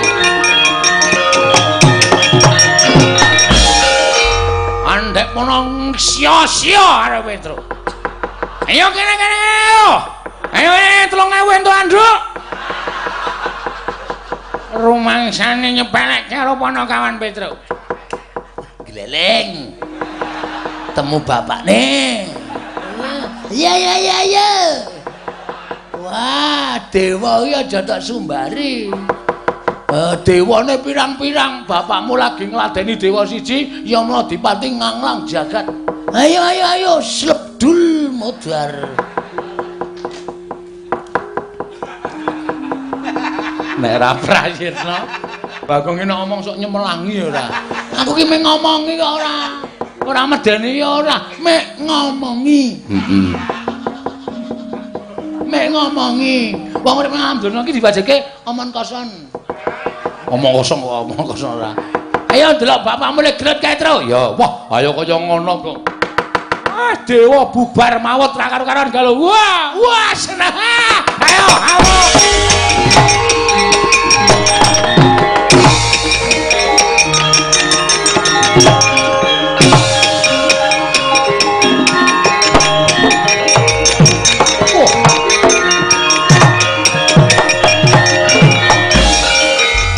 Gandharwa Raja Bali Salantara nggih pukulun kula ingkang abdi ngamuk punggung Suratamtaha Nirbaya Nirwikara sinten tiyangipun nggih mboten ngertos bilih Petruk inggih Petruk menika anak kula namung dipun mong dening Semar Badranaya sinten ingkang badhe kendhak sikara dhateng anak kula mboten mentala nyumurupi penangisipun anak kula kita ngewangi atmaja kita bakal gedhe walate sarta kita bakal ulun katutake dosane nyuwun pangapunten menawi kula wantun kalian panjenengan.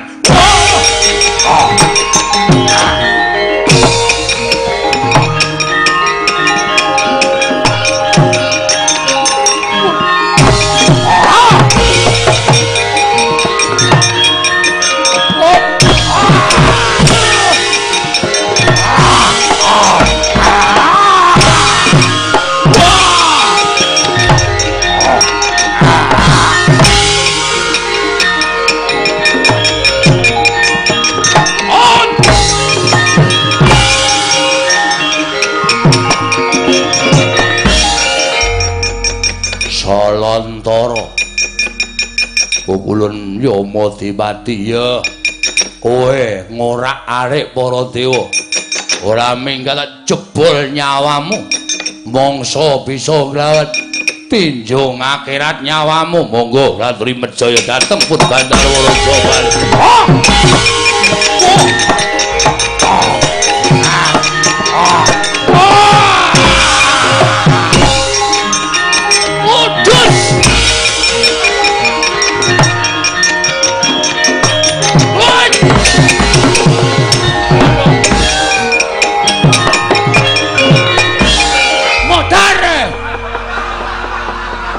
Gong, kowe iki piye to? Kok iso? Tok jupuk nyawane, lak pejet kala mendinge. Lah sebabe bapakmu dijabuk nyawane to? Apa nglekar kaya apa? Ning wis iso tangi meneh. Oh ya syukur. Ya Madipati iki piye iki? Nyawane nendi? Aku ora weruh. Ngene nganti ora ana kowe dukani Wangkulun Bathara Guru. Mati tenan mengecak-ecak iki. Aku ya ora iso njabut nyawa kok gek mengecak-ecak. Ayo wong tak jambak tak pejet kala menjinge kan. Enggak mudar. Ayo lah. Urip kok. Anget tak, Truk?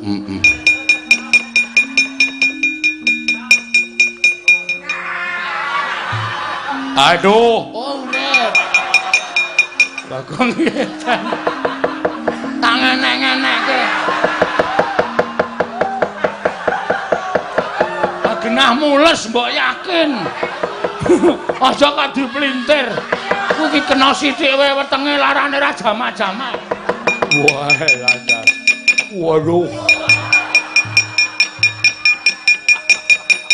Bagong wong edan. Wah, ladal.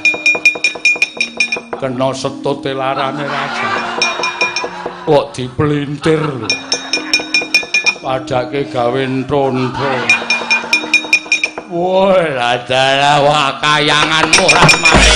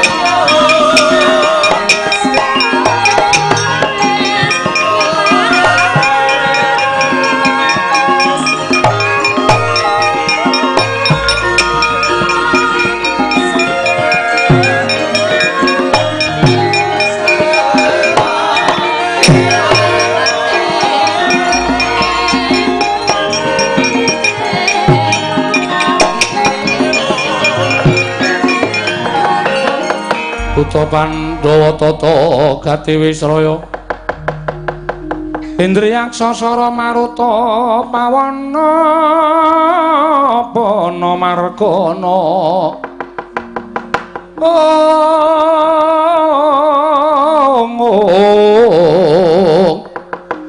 Samirana lan warayang wisikan magulingan limo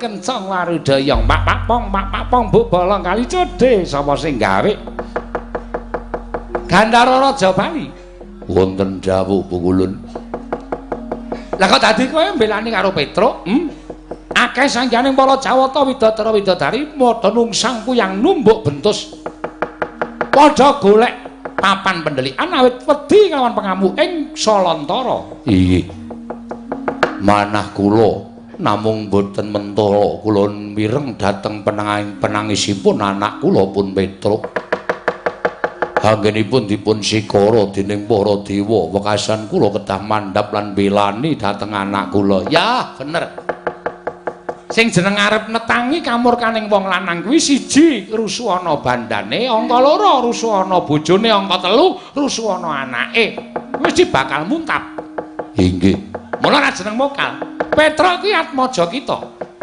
Petruk ki anak kita inggih Petruk kuwi anakmu mula ora jeneng mokal yen to kita mbailani karo Petruk Kantong Bolong ya mong ngene ya Gandhara Raja Bali aja nganti kawanguran Iwang Jatimurti sabab yen to nganti kawanguran Iwang Jatimurti kita mengko bakal nampa pidana saka Iwang Jagadgiri Pratingkah inggih Pukulun sartane Petruk Kantong Bolong apa dene Bagong kita baliya marang Madyapada ulun jarwani jati ning lelakon penemune Iwang Pikulun Jagadgiri Nata wong atuwa kita bakal ngembari marang panguwasaning para dewa kuwi mau wis tak klerokke nanging ora diagem apa kang dadi atur ulun lah iki saya ngombro-ombro pakartine Iwang Jatimurti bakal mudhun ana ing jagat bakal sak pejagong lawan bapakmu mula mongko perkara ala becik bener luput men ditanggung karo bapakmu perkara iki men dilakoni dening Iwang Pikulun Jatimurti apa dening bapakmu Semar oh ngaten Pukulun iya wis ngono wae ya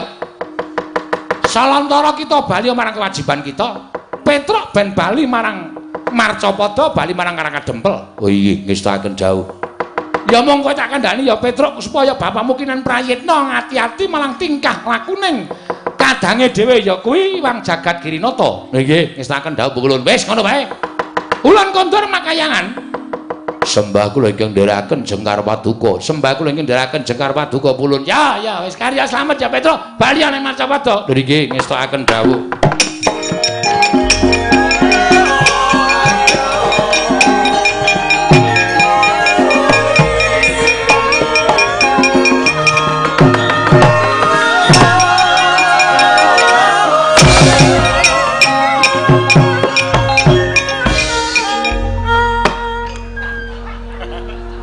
iki nek ora gawe geger ngapa ta? Ngapa e, Gong? Jarike tak tarani Raffi ae. Mula mabur tiba neh. Wah, trondolo tenan kok. Dewa kok digawe wirang. Ulun ki pujangkaning dewa lho, kok setute ditaleni Raffi ya. Mula mabur kok bali medhun meneh. Oh, upama udu jeneng kita. Dadi apa kita? Dadi wong. Kurang ajar ta iki. Gong wis Gong. Mengko gara-gara meneh. Kowe pedhot dalan ki terus angel le ngangkat truk. Ayo pokoke wis iki. Wis ngono wae, gur talene ajar kowe.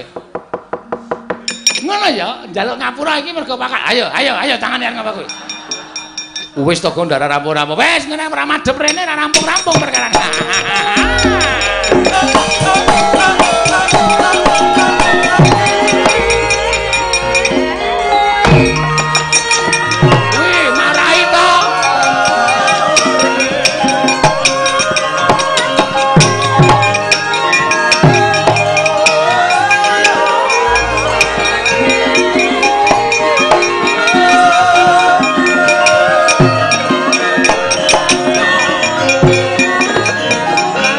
Putra Pandhawa tata gati Wisraya Siang nyoma wingis-wingis tuta mangolir gua sela mangling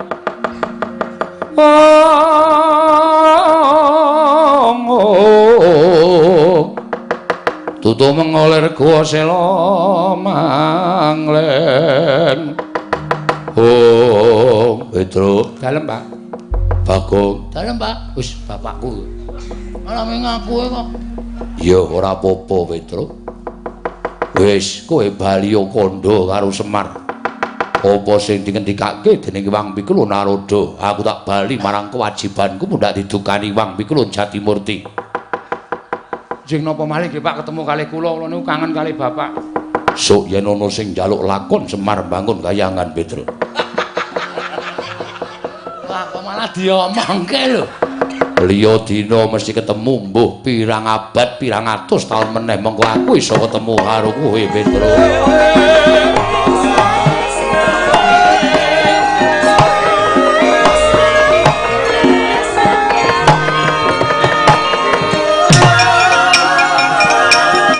Sumengko anggenipun ing Ngraka ngabiyantu ngesuk Paduka Yayi Prabu Jumbuh.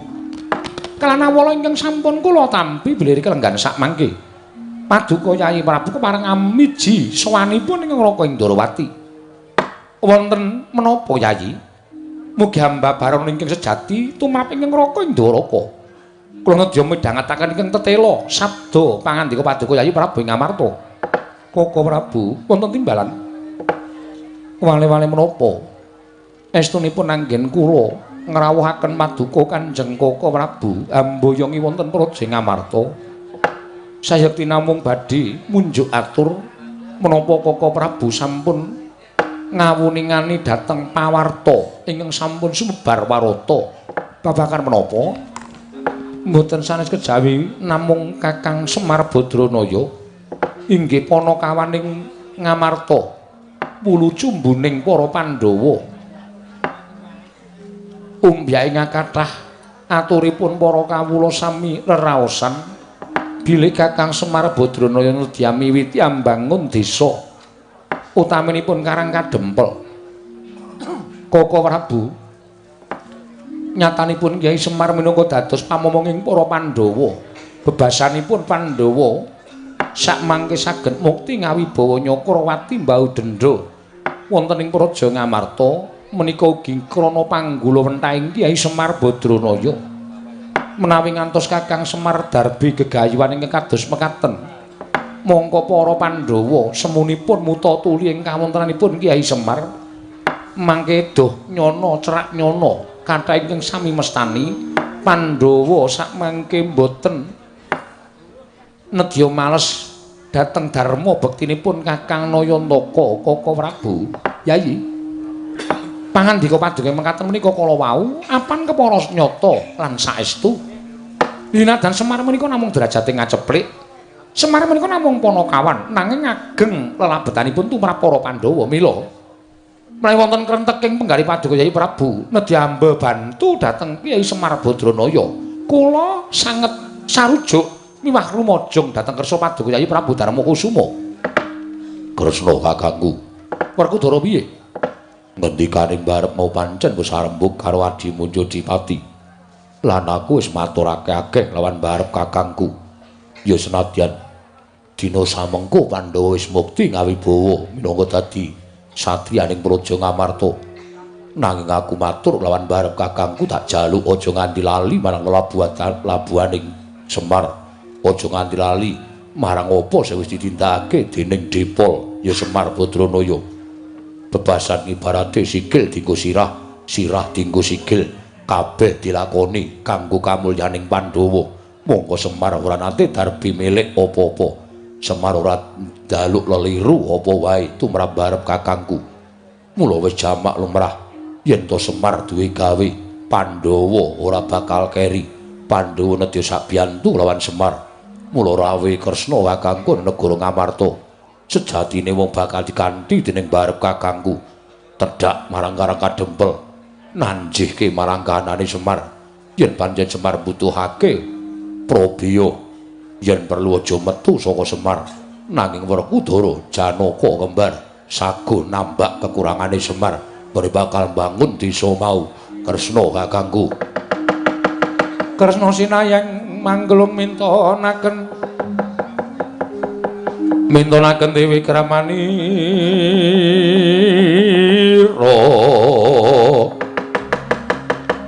kang mitiraning asta ing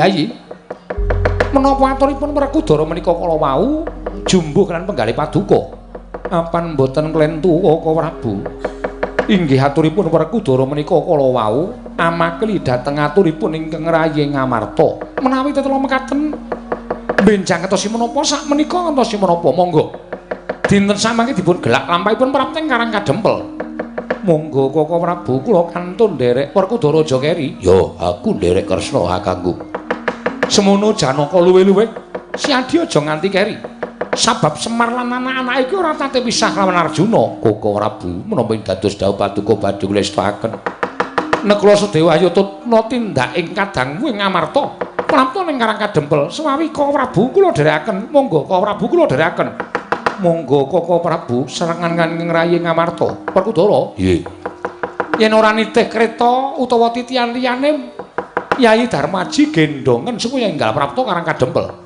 Kresna kakangku pun Kakang Kakliwat Dirgantara sinambini tibriksa marang kanen negara Ngamarta ya ayo barep kakangku Werkudara adiku cah bagus ayo Yayi prapteng Karang Kadempel Dimas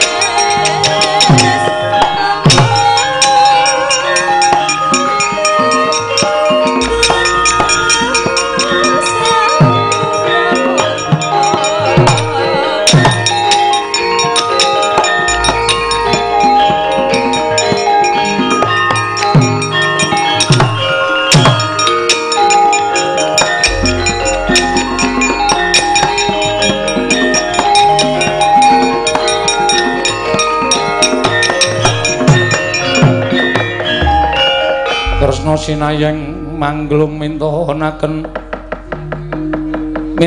dewi kramanira kanggo mitir kang mitiraning asta aneng asta ndadosaken kagat raos sing manahipun ingkang wayah pukulun teka menika Iwang Pikulun Jatimurti ingkang nganglang jagat. Iya Kresna ulun ingkang nganglang bawana.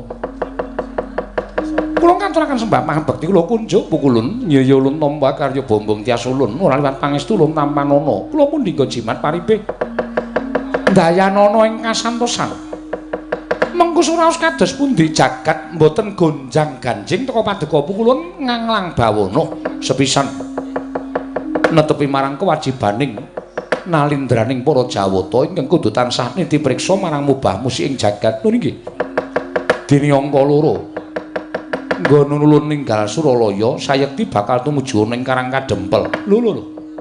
Tumuju wonten ing Karang Kadempel. Iya, pancen mengkono. Kepasang Yogya katuju ing nginu pukulun. Lampahipun ing wayah menika ugi badhe tumuju dhateng Karang Kadempel. Mbuktekaken dhateng Ombyai ngakata ingkang sami nyebataken bilih Kyai Semar badhe mbangun desa. Kresna, kula maring adhawuh. Kita prapta Karang Kadempel wigatine niat kula namung ngambe bantu dhateng bot repotipun Kyai Semar. Apa ingkang bakal kita lakoni mau apa tumrap kita wis bener. Lho. Liripun ngados pundi pukulun paring dawuh mekaten. Kresna. Pandhawa kuwi tanpa nata Ndarawati ora bakal bisa mukti kaya wektu dina iki. Semono uga Pandhawa tanpa Semar uga ora bakal kaya ngene kahananing para Pandhawa. Mula sejatine Pandhawa kuwi darepi kekuatan loro, siji Nata Ndarawati, loro Semar Badranaya. Mula Pandhawa tansah kalising ngrubeda, kalising sambikala lan ora kena dikrenah dening sapa wae. Jalaran Pandhawa tansah sumandhing kelawan Sang Hyang Suman lan Kakang Bathara Ismaya. Nanging wektu dina iki saka pitunganing panjenengan ulun lha kok saya malang kadhak tingkah polaing Kakang Ismaya ngasorake marang Sang Hyang Bathara Wisnu ketitik bola-bali Kyai Semar ya Kakang Ismaya duwe niat sarta duwe gegayuhan ingkang semune saka petungan ulun bakal ngembari marang panguwasaning Bathara Guru apa to sababe ulun paring dawuh kaya mengkono sabab wis akeh ingkang padha dingerke blate dening Semar mboya nyembah marang ulun nanging kabeh padha sumuyut nungkul marang Semar Badranaya. Kanthi kaya mengkono, nggone Semar bakal mbangun desa kuwi tumrap ulun saya manjila kekarepaning Kyai Semar. Nggone kepengin ngembari marang panguwasa ulun. Dene tumrap kita Kresna. Lamun kita kendelan wae ora budidaya supaya gagal Semar nggone mbangun desa sayekti kanthi cara mengkono Semar uga bakal ngasorake perbawaning Sang Hyang Bathara Wisnu ingkang anyalira marang kita Kresna. Lamun saya suwe saya sewi saya menjila kekuataning Ismaya tan wurunga Pandhawa saya sumuyut marang Ismaya ing kono Wisnu bakal ditinggal dening para Pandhawa. Yen Wisnu ditinggal dening para Pandhawa banjur apa kewajibaning Wisnu tanana liya kejaba mung maranata jagat mongko kita maranata jagat andum katetreman ingkang minangka dadi cucuking jemparing sarta lakune ya para Pandhawa. Yen Kresna kelangan para Pandhawa bebasan sarah mungguing lautan wastra lungset ing sampiran ora ana gunane apa-apa Nata Ndarawati.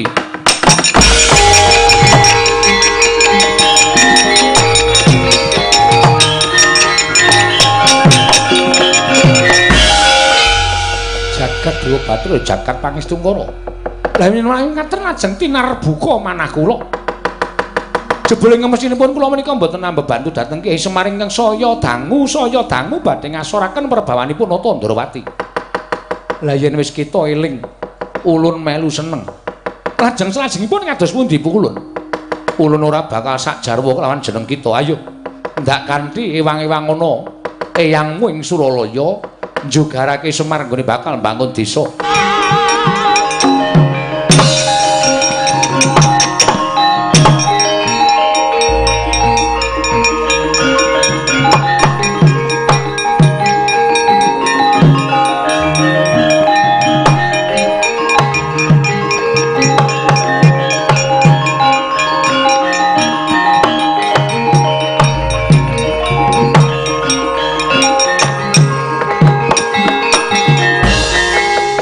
Pandhita kang nyarewangsit pindha kumbang ngajaping tawang susah angin ngendi nggone.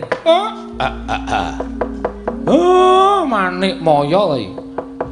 Inggih Kakang Ismaya kula ingkang sowan. Lah kok bener ature Petruk? Durung rampung Petruk nggone matur kelawan aku. Yen to Iwang Pikulun Bathara Guru ya isi Manik Maya bakale rawuh ning Karang Kadempel. Padha slamet Manik Maya. Pinayunganing kawidadan sowan kula Kakang Ismaya. Kula ngaturaken sembah kula kunjuk. Iya tak tampa. Eneng apa, ha? Apa kowe nglarapake penjaluke kakangmu? Apa kowe ngaturake apa sing wis ndak aturake lumantar Petruk Kanthong Bolong? Kakang Ismaya, sowan kula wonten ing Karang Kadempel, sayekti namung badhe nanting dhateng penggalih ndika Kakang. Nanting bab apa? Menawi Kakang semunipun boten trimah kula menika dados nalindraning para Jawata. Tuwin Kakang Ismaya badhe kepengin lenggah dampar wonten ing Sela Kandawaru Binangun. Kula aturi prasaja kemawon, boten kanthi sarana kados mekaten. Kayiwangan dipun orak-arik dening Petruk menapa dene Bagong ing atasipun namung jalma wantah, tur dasaripun derajatipun namung kawula. Teka wantun nyamah dhateng asmaning kadewatan.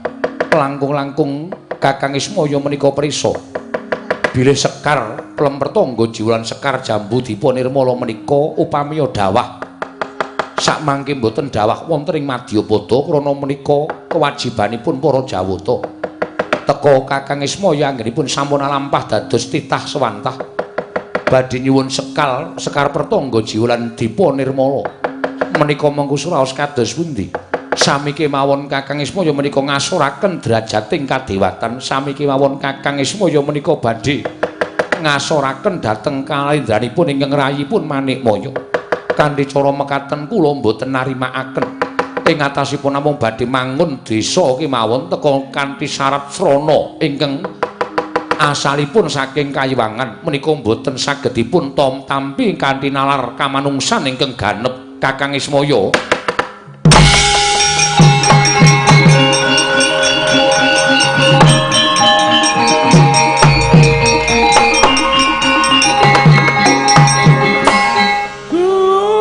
tekan semono nggonmu mikir,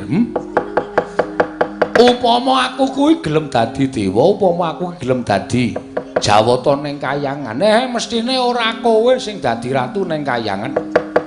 Mengeneng loro antaraning aku apa Kakang Teja Mantri. Ning kowe mesti pendak-pendak ngluputke dulurmu tuwa, pendak-pendak ngluputke aku. Niatku rak mung kepengin bangun desa. Desa iki ada parane saka Kayiwangan. Aku malah tok senggo areng ngembari marang panguwasaning dewa kuwi terus aku kuwi apa coba aku tak takon. Aku kuwi rumangsani ming titah. Wondene ana sing ngelokke yen to Semar kuwi titising Ismaya, monggo aku ora rumangsa dadi titising dewa. Lehku dadi menungsa ya tak lakoni kanthi ikhlas. Aku mung kepengin duwe niat apa pancen adhiku lanang ki isih eling karo kakangne apa ora. Ing atase aku ki mung ngilih utawa kepengin njaluk wujuding kembang saka Plempertangga Jiwa lan kembang saka Jambu Dipanirmala. Mongko kembang kuwi ora saben-saben ming pisan nggone tukul ning bola-bali merga Plempertangga Jiwa lan Jambu Dipanirmala kuwi pangananing para dewa. Saben ngembang tukul dadi woh kuwi dadi dhaharaning para Jawata. Lah kok dadi aku ming nempel pisan wae, malah mbok arani sing ora-ora, malah mbok arani sing werna-werna. Dikira aku ngembari marang panguwasaning dewa, mbok anggap aku pengin dadi ratu ning Kayangan. Wah, ora Guru, ora Manik Maya. Nadan uripku kaya ngene iki aku wis urip tentrem, nadan uripku ming sarwa sekeng. Aku wis kepenak. Nah nyatanipun Kyai Semar utawi Kakang Ismaya nggadahi sloga ing kados mekaten. Apa aku kleru? Apa aku luput? Yen aku kuwi tilas dewa kepengin iso ngrasake kanikmataning kadewatan, srana aku njaluk Sekar Plempertangga Jiwa lan Sekar Jambu Dipanirmala. Apa aku kleru? Apa kuwi ngurangi kayamu? Apa kuwi ngurangi derajatmu? Apa kuwi ngurangi wibawamu ning Kayiwangan? Lah nek kowe duwe pakarti kaya mengkono kuwi janjane ora kok perkara aku njaluk Sekar Pertangga Jiwa lan Sekar Jambu Dipanirmala sing marai wibawamu asor ning merga gedhoanmu, merga kelakuanmu sing kaya ngono kuwi, kowe wong cethil, kowe dewa sing ora iso andum karo kulawargamu kowe Bathara Guru.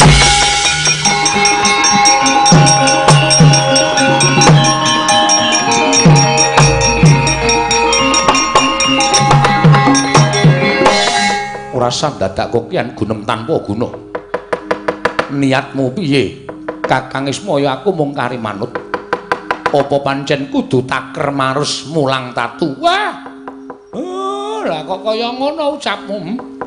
Kowe karo aku ki sedulur lho. Kowe ki adikku. Ya nadyan derajate beda. Apa ora saru diru ning atase ming perkara kaya ngono? Lah kok dadi kowe saiki sugal ucapmu ora nganggo tata krama? Ora peduli. Kena tau pamake lamun Ismaya isih urip ana ing jagat, ora bakal langgeng Manikmaya nggone dadi Nalindra. Sarta ora bakal tentrem nggonku dadi dewaning para dewa mangreh para titah ana ing Janaloka. Mula wektu dina iki ora gelem urungake kersaning Kakang Ismaya. Rupak wani, jembar wani, padhangane wani, petengane apa meneh setan alas kowe. Waduh.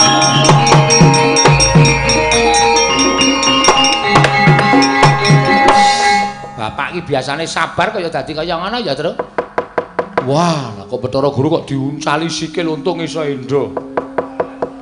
Sandale ngenangi ndasku kowe. Sandale sapa? Sandale bapak penyakit tenan kok. Mongko tekleke. Wah, lah kowe. Kiye apike to lagi kiye. Antil sisan kowe. Wis ngancing iki. Wis piye kae? Wis men, nek cara aku nengke wae wis ben. Wis engko menang sapa? Didelok sisan, Tru. Bathara Guru karo Semar ki digdaya sapa? Nek digdaya Semar, kowe karo aku gleleng, Tru. Ha wis karepmu, Gong. Ayo.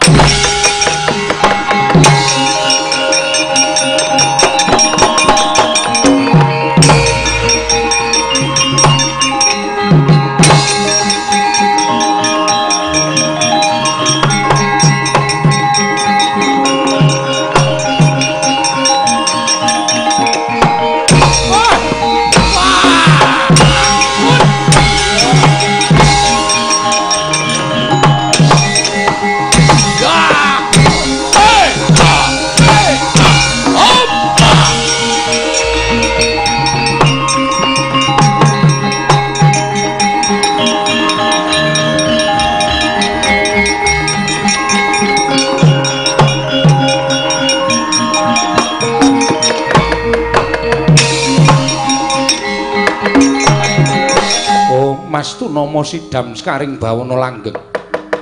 Mula ta mula kayiwangan hawa panas ingkang kagila-gila. Jebul Manikmaya nerak pacak nerajang perbatang. Ismaya ora bisa meper mubal babaling kanumurkan. Putulun. Putulun sakarone padha sirepen kamurkan kita Putulun.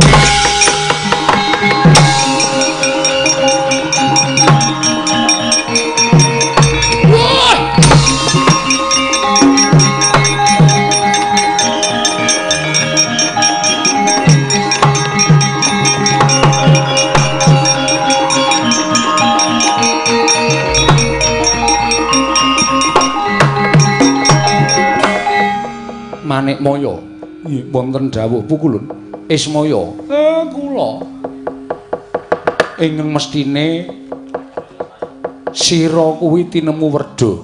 Nggih. Kita tinemu tuwa, kudune bisa meper mubal babaling kanepsun. Manikmaya, kita ingkang tinemu taruna, aja gampang kebrunget marang panyakra bawa ingkang mboya bener. Ismaya kuwi wis nerima tansah nampa marang apa ingkang dadi kewajibane nggone urip ning alam padang minangka dadi pamomong. Lah kok dadi mung kepengin wujuding Sekar Pelempertangga Jiwa lan Sekar Jambu Dipa Nirmala. Teka kita malah ndakwa kalawan Ismaya ingkang ora-ora. Sinenggusi Ismaya bakal ngembari marang panguwasaning para dewa.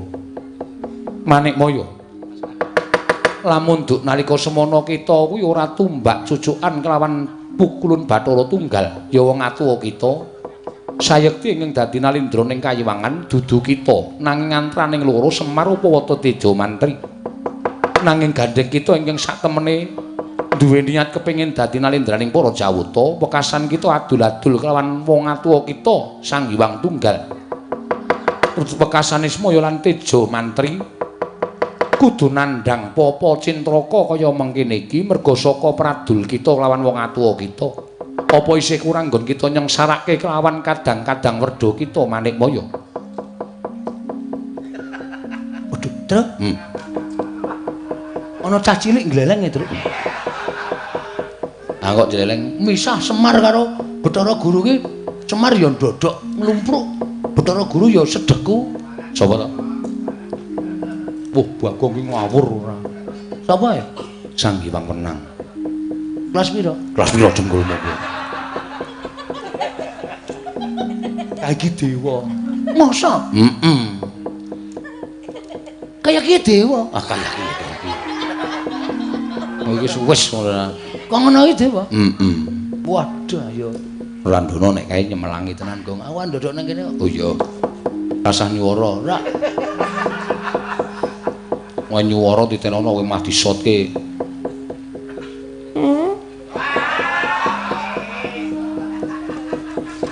Bagong iki pancen setan ora.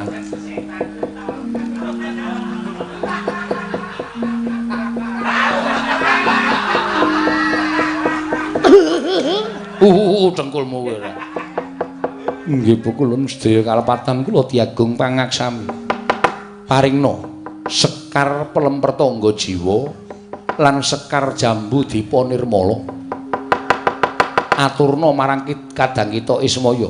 Inggih Bu kulun. Kita bali marang Kayiwangan. Lamun kita ngiri godha kakarepaning Semar, aja takon dosa ulun ingkang bakal paring pidana kelawan jeneng kita. Inggih, kula ngestakaken dawuh. Kakang Ismaya monggo kula aturi nampi Sekar menika. Guru aku njaluk ngapura. Nek ana luputku ya Guru, kula ingkang nyuwun pangapunten.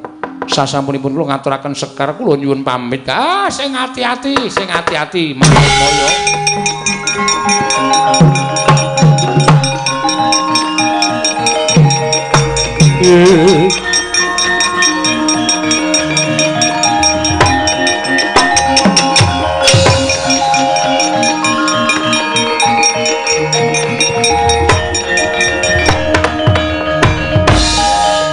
Ismaya, kula wonten dawuh.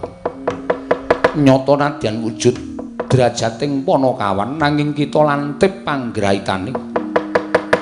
Teka kita bisa weruh kan kahanan ingkang saknyatane. Nggih. Sekar Pelemper Tangga Jiwa lan Sekar Jambu Dipa Nirmala.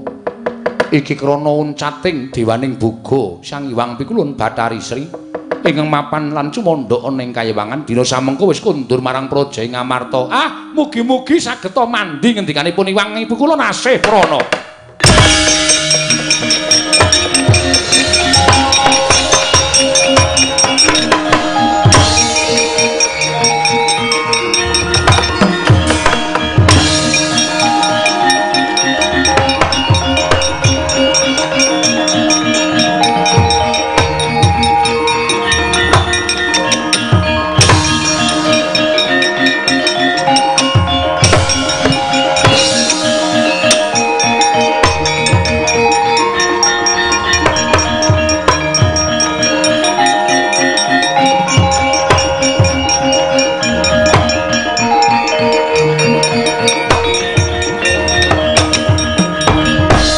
Marikoden mrayitna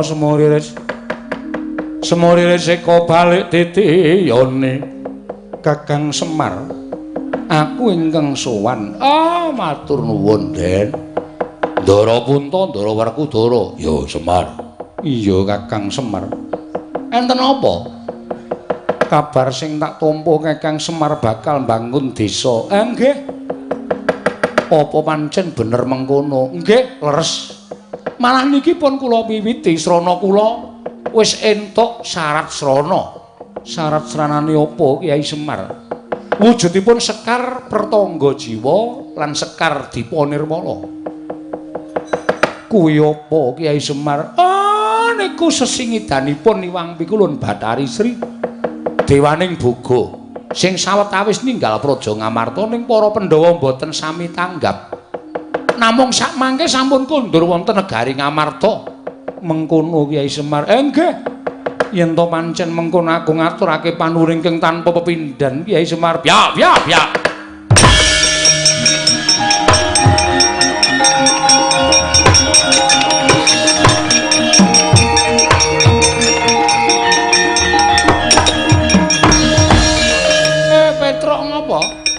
Matur ngersanipun Bapak Semar. Iya. Sewu lawatan diagung pangaksami, ora dadi ngopo. Amit ngaturaken tebah Siti Sekul. Binuntulen koron klopo, apun tambah bila wonten lepat kula nggih krungu jatur sanipun Bapak Semar. Iya, gak wis. Nalika semanten kula jagi wonten tapel wates. Tapel wates ngendi? Karangkadempel. Dumadakan mboten kanthi kanyono-nyono, Pak. Nang apa, Petruk? Wonten buta ngamuk punggung Suratamtaha Nirbaya Nirwikara goleki sampeyan jarene endi Semar glak-glake sing jeneng Semar Badranaya Werkudara Janaka aja kaya bocah cilik.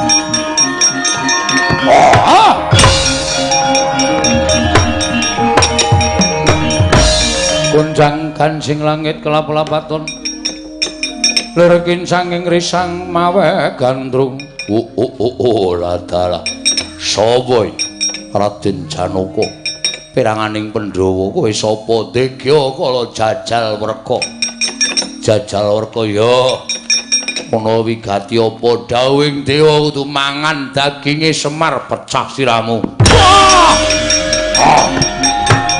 Ayo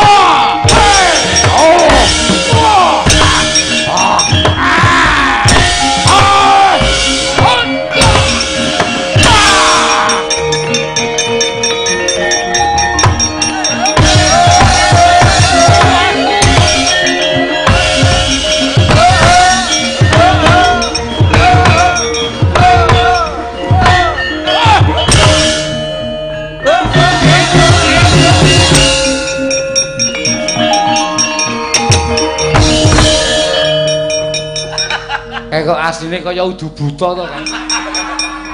Wong kudune tandung tang nundun tang jleng dadak nek guntak kok ngene kok tang kok ora rampung-rampung. Kaya ora ngerti budaya. Kaya ora ngerti jem-jeman.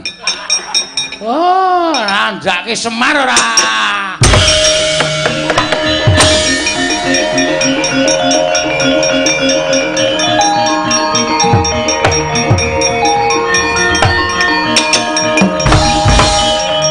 Geger, Pak. Piye? Ndara Werkudara Janaka kalah. Ayo. Pak. Piye? Ndara Janaka karo Ndara Werkudara kalah. Terus Iki mungsuhe sapa? Butane gedhe banget. Ngamuk, gulung-gulung kaya ngono ae sawah Tegal rusak kabeh. Wah! Ham.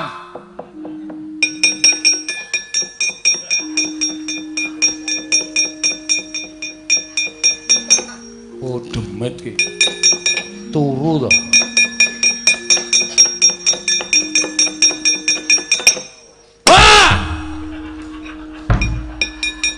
Bagong gugah bapakne digetak. Ben. Mangkel aku. Wis kaya ngene kok malah turu.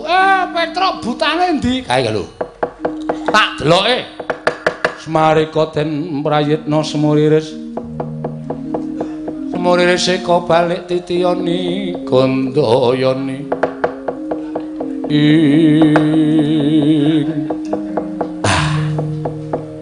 Buta kae ora galak.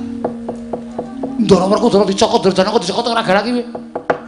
Kae mungsuhe Sinuwun Puntadewa. Terus Sinuwun Puntadewa kon nyembah buta kae. Kon pasrah pati urip. Mengko rak buta kae kalah. Apa iya, Pak? Domongi kok.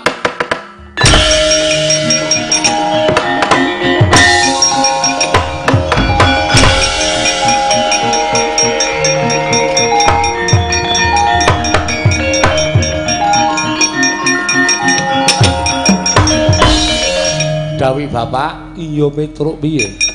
Ken perang. Sopo sampean? Aku ora iso perang, Petruk.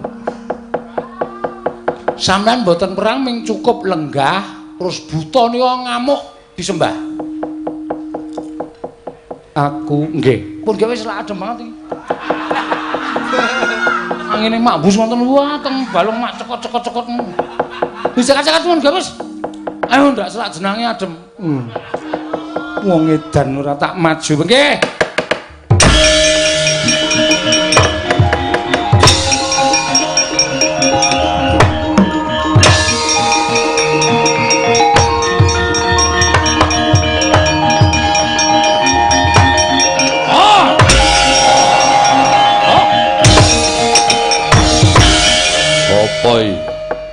Prabu Puntadewa, kowe sapa? Aku Jajalwerka. Jajalwerka? Iya. Ayo ndi Semar Badranaya. Tak cekel bakal tak nggo ganjel isi ning wadukku. Jajalwerka yen to pancen arep mateni kelawan Semar. Ternyatane Semar kuwi Pandhawa kuwi dimong dening Kyai Semar yen to Pandhawa kelangan Kakang Semar pepes bayu kang tapis ora bakal duwe kekuatan mula tinimbang Semar ingkang tekaning pati aluwung Puntadewa sakadang ingkang mbok sirnakake ikhlas karo nyawamu ora ikhlas sebab apa mapan tak gaglak dadi isen-isen ning wadukku namung sadurunge kepareng aku ngaturake sembahku marang panjenenganing Sinuwun Prabu Jajalwerka. Iya ming sampeyan ingkang bisa nyuwargake kelawan patining Puntadewa Sinuwun. Waduh mati aku.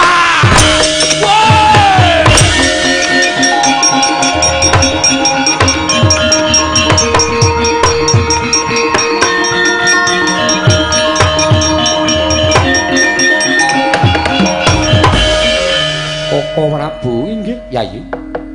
Kenging menapa paduka ingkang wujud raseksa.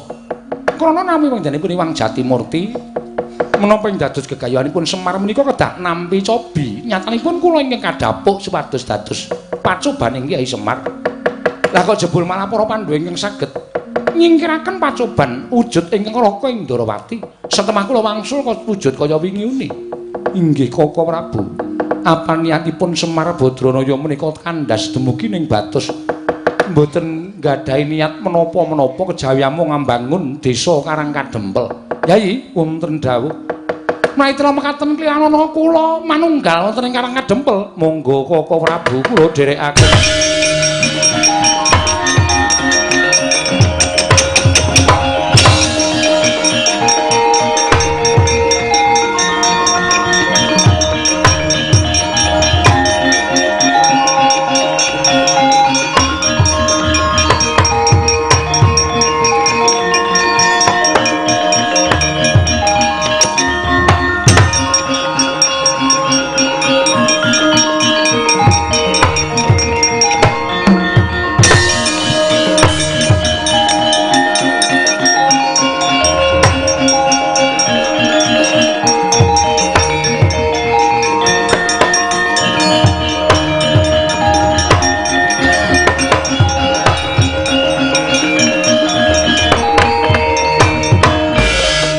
Matur nuwun, Den. Dene ndara-ndara kula sampun sami ngestreni anggen kula miwiti mbangun desa Karangkadempel. Iya Kyai Semar. Krana kuncaraning desa Karangkadempel bakalan nyembuh wibawaning Ratu Ngamarta. Semono uga aku Kyai. Sing gedhe pangapuramu yen aku mau mung dinawan dening Wang Pikulun Jatimurti nggih. Kula wis ngertos. Sekar Pelemper Tangga Jiwa lan Sekar Jambudipa Nirmala. Jebul dados papan pandhelikanipun Sang Hyang Pikulun Bathari Sri anggenipun uncat sawetawis saking negari Ngamarta. Samangke sampun kondur wonten negari Ngamarta. Karangkadempel ingkang kinarya marga tindaking Bathari Sri. Wekasan mangsawang dhewe Ndara Reja mulya napa sing ditancepake isa thukul ngrembaka woh-wohane. Iya Kyai Semar. Mula gandeng sedaya sampun paripurna. Nek wonten lepatipun ingkang abdi pun Semar kula nyuwun pangapunten kinarya sesanti Sura Sudira Jane Kang Ret Suh Brasta kaliyan kula Darmastuti rahayu samya makarya rahayu ing samya pinanggih. Kula nyuwun pangapunten enten lepat kula pribadi lan kanca-kanca anggenipun atur pasugatan dalu menika Ndara.